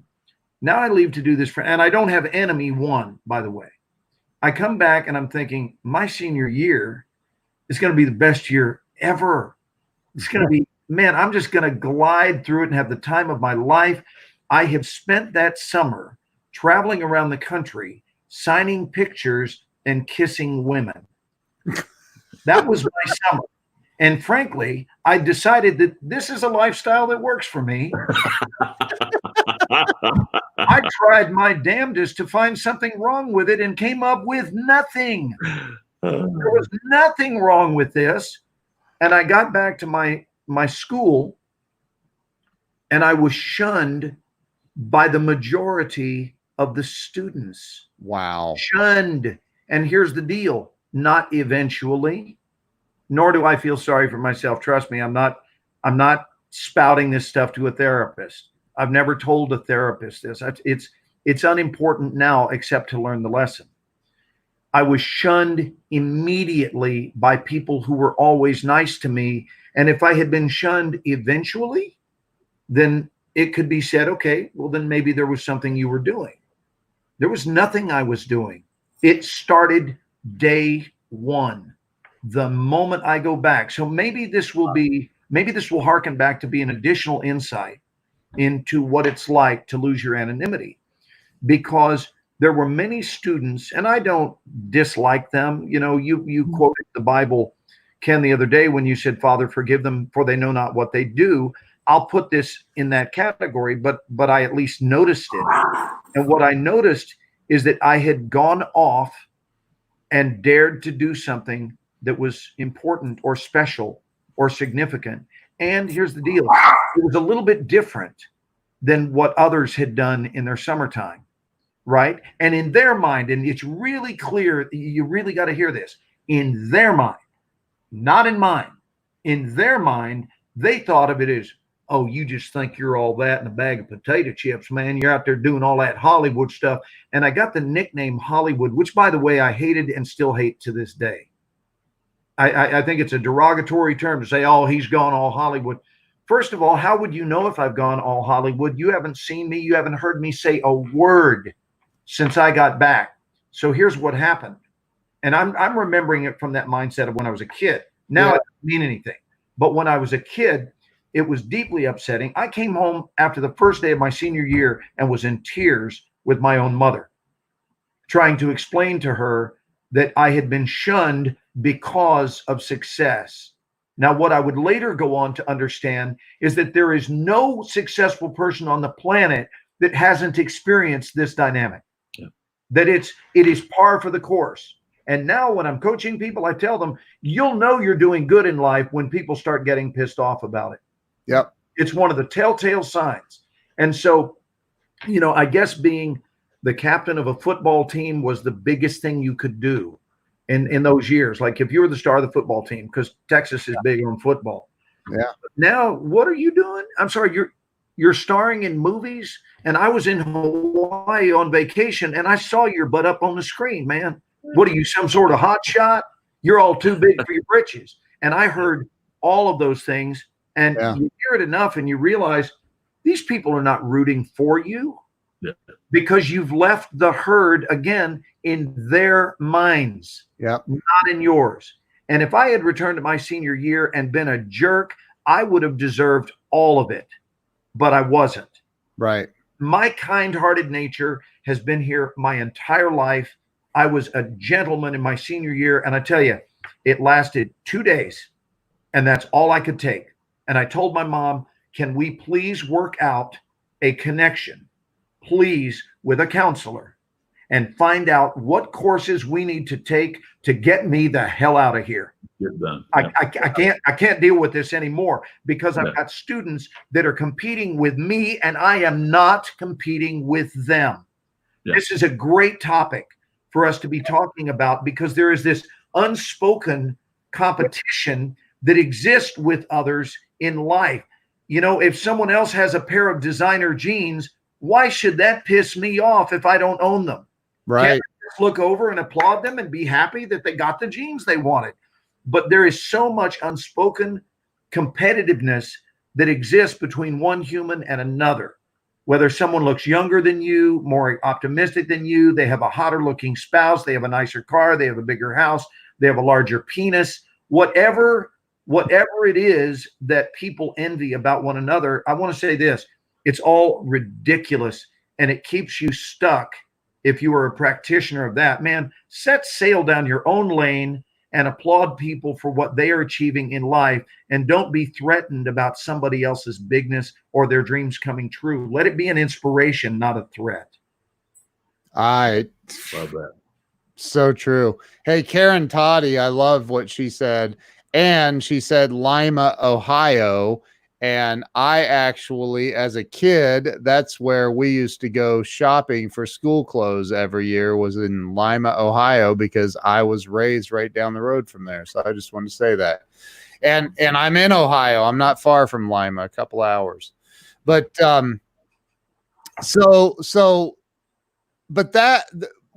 still, again, there was no moment that you described where you had that shift in mentality, or did you say, well, yeah, there was this moment where I just knew now I'm on my way. I've made it. Or it was the moment that I got that counselor to get me into a different program, which was called the TAG program. It stood for Talented and Gifted.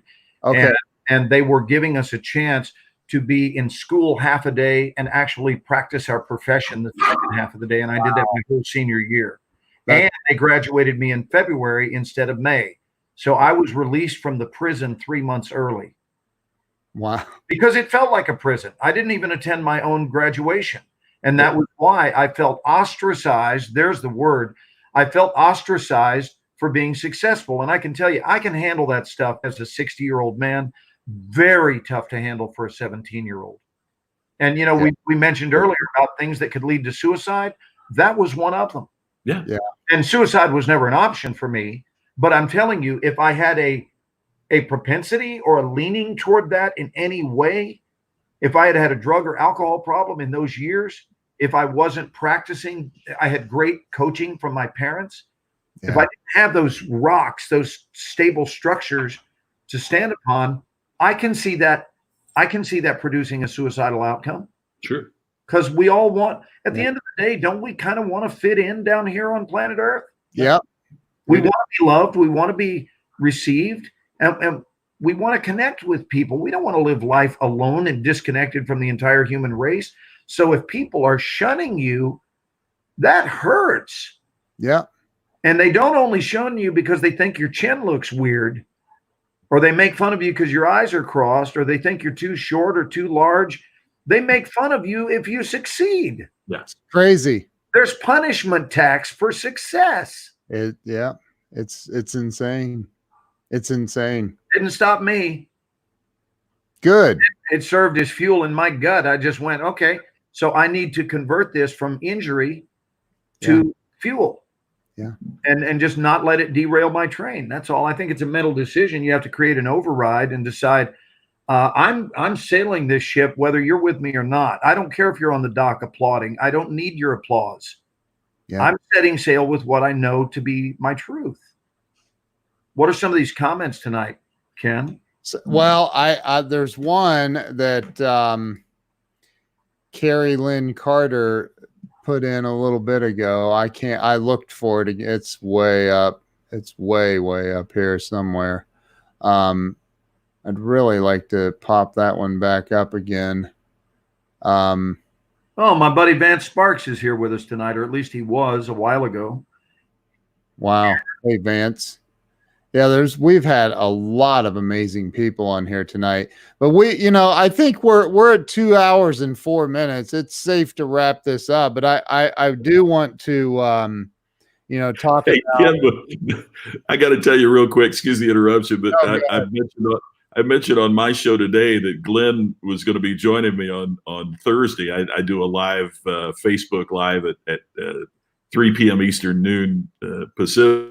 And immediately one of the people that watches on here goes, "So you're going to be going long on Thursday, you're telling us." Yeah, everybody knows me. I'm only on about 20 minutes. And I said, yes. And the guy posted, great, because I was looking forward to it. Well, and if you want to, we could really blow people away and honor a time limit, Scott. I think to try to shatter a Guinness Book of World Records and do a 30-minute show and just honor it. We could do that. Kind of funny too. This guy is a professional gambler, and he said, he even texted me. He said, "I think we're going to establish the over/under on how long." So he's betting the over. Yeah, he's taking the over. Here's what Carrie says right here. Oh, okay. You want me to do it for you? Yes. I'm gonna do it for you right now. School Scott on vocal warm-up exercises. You've never heard the vocal warm-up, have you? No. Ken? No. Okay, so we do this before class, and we haven't done it with our online classes, but we will. We'll get this back in. Right now, we're still adapting. But every week, part of our vocal warm-up is this. Trinidad and the big Mississippi and the town Honolulu and the Lake Titicaca. The Popocatépetl is not in Canada, but rather Mexico. Canada, Malago, Remedy, Brindisi. Canada, Malago, Remedy, Brindisi. Canada, Malago, Remedy, Brindisi. Canada, Malago, Remedy, Brindisi. Yes. Tibet. Nagasaki, Yokohama. Here we go. What to do to die today at a minute or two till 2. A thing distinctly hard to say, but harder still to do. The beat it to 2 at 20 to 2 with a rat-a-tat-a-tat-a-tat to 2, and the dragon will come when he hears the drum at a minute or 2 till 2 today at a minute or 2 till 2. Bebop, bebop, tee tee tee, bebop, bebop, tee tee tee, bebop, bebop, tee tee tee, sa, bebop, bebop, tee tee tee, bebop, bebop, tee tee tee, bebop, bebop, tee tee tee, sa. Aluminum linoleum, toy boat, red leather, yellow leather, red leather, yellow leather, red leather, yellow leather, red leather, yellow leather, cinnamon, unique New York, woo war, whoa wow, woo war, whoa wow, woo war, whoa wow, woo war, whoa wow. Holy oh my gosh, that is unreal. Are you kidding me? I can teach you to do that in one day, my brother. I am on it. I'm telling you, I can't. I would be lucky to do toy boat. Toy boat. Brilliant.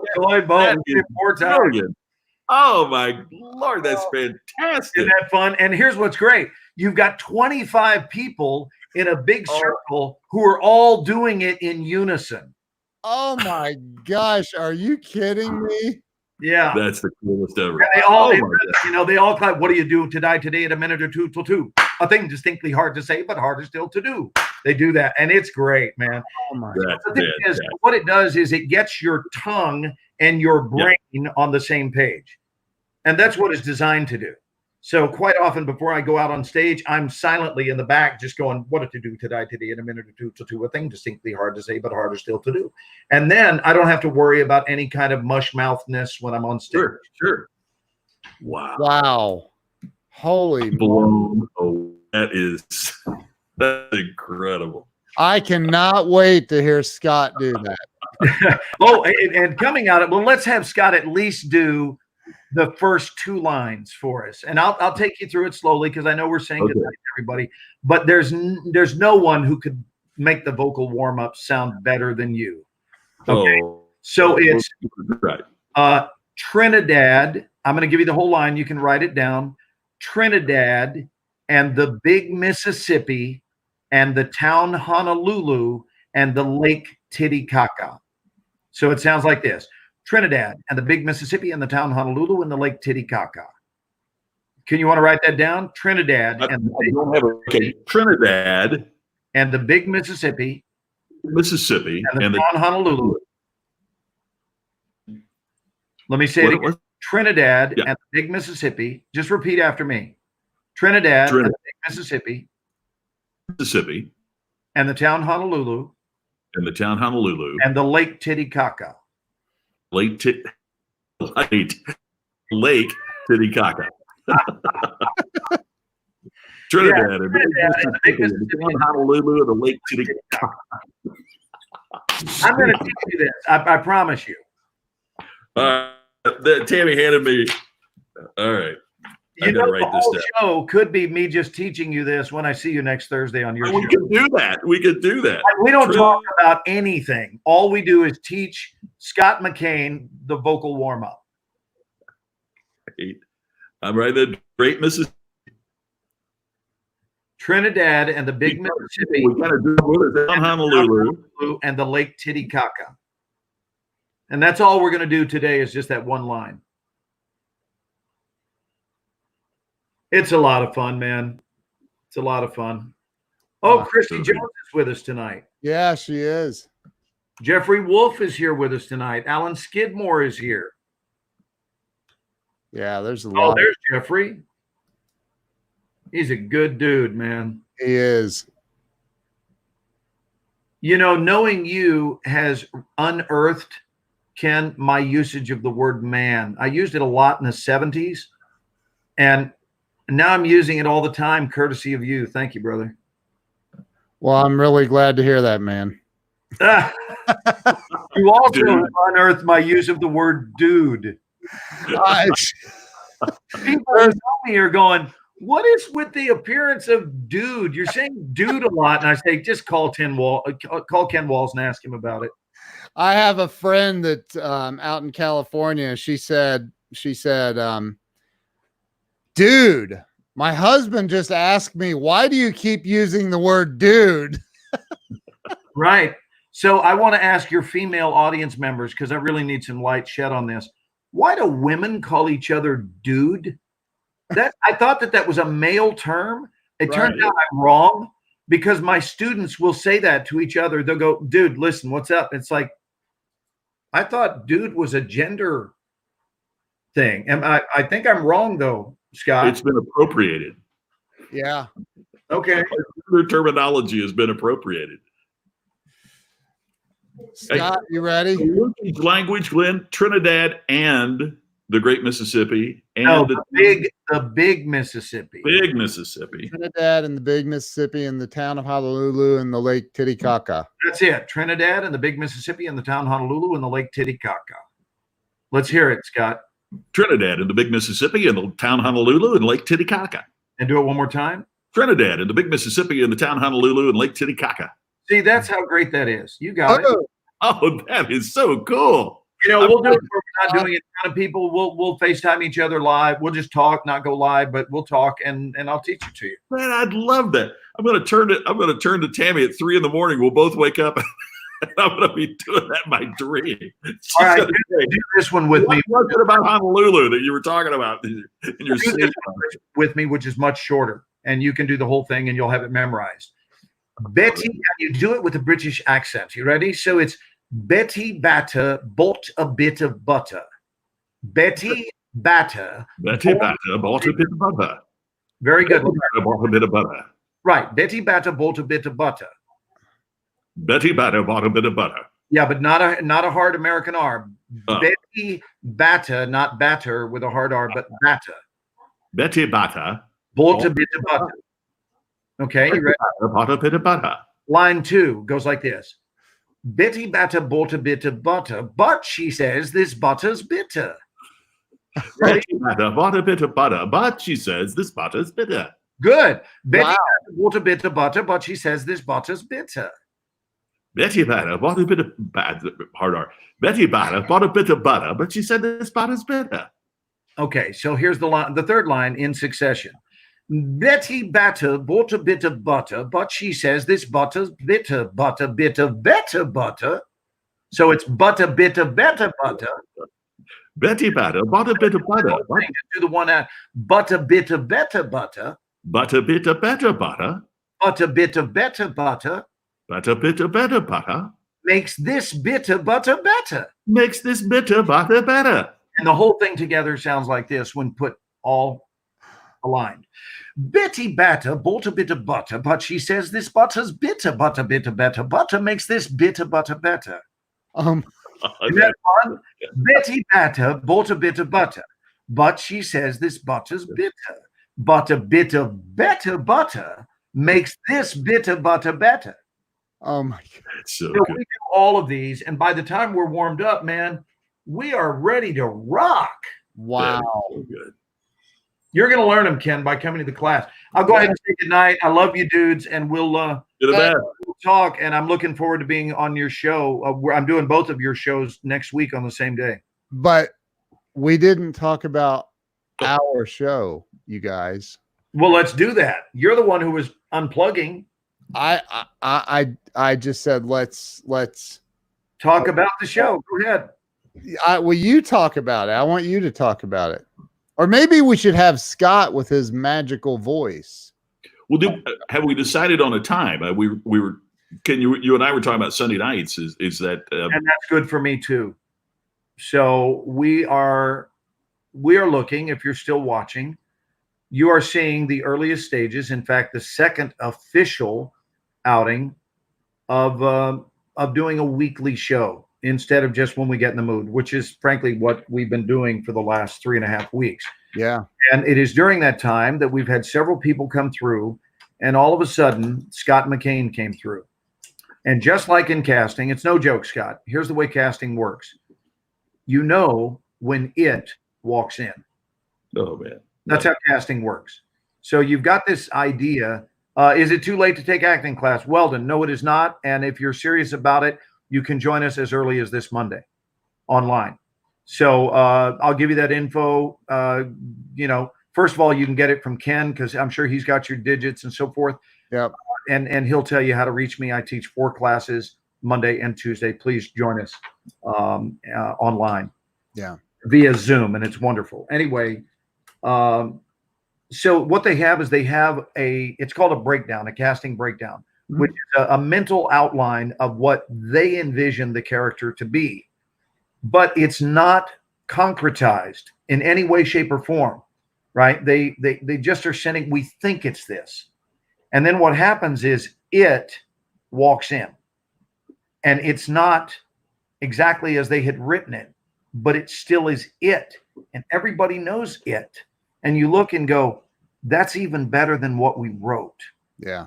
That's our vision plus something. And that's who winds up getting the job. So you came in as we were formulating this idea of doing a show. And, it's not just your golden voice, which everyone, comments and praises your voice, but I had several people who wrote to me praising your energy. Oh, thank you. Several people. I really appreciate that. Including someone from Vancouver, Canada, my friend Irene, who said, listen, Scott's energy is on fire. He's really, really alive. And my friend Catherine Franco said this morning about you. She said, he's got a smile built into his voice. And thank you. A lot of your lines are said with, and Ken does this too, they're said with a built-in chuckle. And it's not manipulation. It's just the essence of who it is you are. And that's powerful. Wow. And it's something that people want to dial in. They want to tune in. So we're going to go ahead and launch something. And we'd like Scott to be part of it. And I'm honored to be asked. So I am all in. So originally we thought of his golden voice to do the voiceover. And then it turns out there's a whole hell of a lot more going on behind the voice. Well, thank you. That is too tough to resist. And so the three of us are looking to do a weekly program online. And we haven't agreed on the time limit, but it will have a time limit. It won't just be that we show up and we go on every Sunday indefinitely. And we'll figure out whether that's a 1 hour or a 2 hour show. It won't be a 30-minute show. I know that. But we'll figure out what it is, and we've got some name ideas for it, but just know that that's going to get underway immediately. Yeah. And we're excited about it because it's something we not only want to do, but all three of us are visionaries, and it means it's something we want to grow. Yep. We want to see it turn into something that's unstoppable. Where we can help more people. We can, that's what the goal is to inspire the world. And it will help us greatly if you partner with us as viewers and share it out, right? Get this stuff known. Our job is to make sure that it's always inspiring, that it's always informational, that it contains large elements of humor that can keep you smiling, especially during challenging times, which these are. Yeah. Face it, they are. They're not unbearable, but they are challenging. They're challenging. And we don't want to obsess over how challenging they are. We want to remember that, listen, a sense of humor has gotten a whole lot of people through some really tough times in life. Yeah. Right. And we're not ignoring it. We just want to be here to both service conversation about what's going on, and then also to just, how about just celebrate life? Yeah. My mentor always used to say, and I don't know who the quote is from, but he said that the whole thing about he who laughs last laughs best is totally wrong. It is that he who laughs lasts. And I think that is so true in this time, that he or she who can find humor in the challenging situations are the people who are going to make it to the other side. It's they are the people who are going to be resilient in these times. And that's what I'm really excited about. I mean, first of all, I just love the heck out of you guys. And it's so great to think that we have a time each week we're going to get together. But if we can bring that message and help people become more resilient in this challenging period, what a great privilege and what a great opportunity. And laugh. And laugh while we're doing it. So Glenn, I'm just going to be transparent. And Glenn called me 3 nights ago, or we were on Zoom, and he said, look, I know we've kind of joked about doing a show and talked a little bit about it, but I want to do a show with you. And I was like, really? Like, I was like, I'm honored, man. I'm unbelievably honored. And so we started talking about it, and then Scott comes on, and I already knew Scott, but like after, was it last night or the night before? My days are run. What day is today? Yeah, it was about 3 nights ago. Yeah. Man, somebody's knocking on the door. Oh, look, daughter. Yeah. It's your daughter who the world has gotten to know. Yes. It's beautiful. I think your daughter should be a supporting cast member. And we, every night on Sunday evenings, when we're winding down, we know the show's almost over when your daughter comes in to kiss you goodnight. Yeah, she's not going to bed yet. No way. I want to say something to the audience right now. I want to ask, because we've got a lot of friends on, and we have some people that we don't know, some we've never met.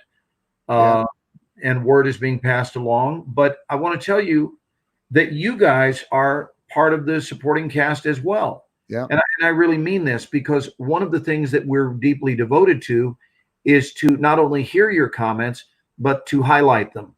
Yeah. And you can see that Ken does that, right? He's there at the control panel. And when he spots something that's especially catchy, then he will highlight it. Obviously, he can't go down the line and highlight every single thing that is said. But if you have something that you would like to add, or something that you would like to see spoken about on the show, what we do is we come in with basically a launching topic, but there is nothing that relegates our staying on that topic. And it's only just to get things underway. But we can actually have you guys help hone and refine and shape and develop the program according to your preferences. So this is why we don't want you to sit there like a bump on a log. We want you actively posting and letting us know what's on your mind, so that we can discuss your thoughts and not just our own. So we need your help. We need your help with that. Amen. I was waiting for someone to immediately respond with some input. I love it. I didn't realize you were on screens alone, because I'm giving it one of those. Can you read that? Thank you, Ernest. That's a great comment. That's what we're looking for. Yeah. And how do you know Ernest? Ken, is Ernest a friend of yours? Yes. Yes. Awesome. And here, Karen has, yes, you'd be able to request guests to have come in. Absolutely. And let me let you know how that goes, because I've suggested many to Ken, and it goes like this. No, no, no. Any other questions, Glenn? That is not how it goes.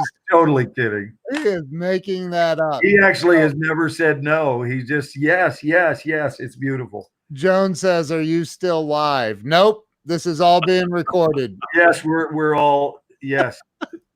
This is living right here. It's live and it's living. Yeah, Joan, we're still here. Joan's my sweetie from Pennsylvania. We've been. I know. I love. Oh yeah. Actually, Karen, I talked to Kasim, and Kasim was in Glenn's acting class. And Kasim will come on this show in a heartbeat. In a heartbeat. He already told me. He already said yes. I asked him. So Ernest got connected to me through Grant Cardone. That's awesome. So yeah, I mean, look, I think that, and I told Glenn that night, I said, there's only one way I'm willing to do a show with you.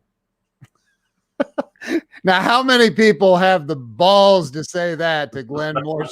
Hey, maybe we could make it like Naked and Afraid. Okay, I'm out.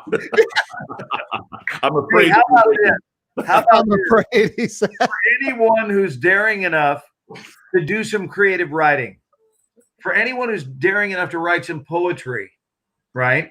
Or a limerick. What you mean? Without even asking, I'm going to make you a promise. If you guys contribute a poem or a limerick, it will be read to you by Scott himself. Oh, yeah. I will do For that. example, I can picture some country boy writing one that goes like this. There once was a fella from Natchez whose clothes were mere stitches and patches. When people ask why, he would simply reply, man, when I itches, I scratches. I would love it if people wrote in stuff to have Scott read it. I would love to do that. You know what? I have a little puppy here that I was supposed to feed about 20 minutes ago. Oh. And she's dying to get her food here tonight. So yeah, we're getting ready to go have dinner ourselves. What is her name? this is Lucy. Oh, Lucy. So That's all righty, guys. Well, hey, let me know what time Sunday, and we're on. I am thrilled to be with you. I am so glad that you asked. So, I think we're thinking in terms. Did you say 8 or 9 o'clock Eastern, Ken? I said 8 Eastern, but if that, that would be great. Okay. Right, 8 Eastern would be 7 here and would be 5 for Scott. Is that too early for you, Scott? No, that's perfect. That works out great. And before we end this, I do want to say one more time, like if you have joined in the last 45 minutes, go back and watch the replay, because Mark Victor Hansen and Crystal Hansen, his wife, were on here, and it was phenomenal. It was absolutely phenomenal. Not just the wisdom, but they were sitting there as Glenn was spouting his wisdom. They were just frantically taking notes, and the banter and the respect. It was just amazing. So go back and watch the replay. And if you have not shared this out, shame on you. I'm kidding. Share this out. And there's Tammy. Hey, Tammy. They're saying hi. We're the only psychologically program that closes itself by shaming our viewers.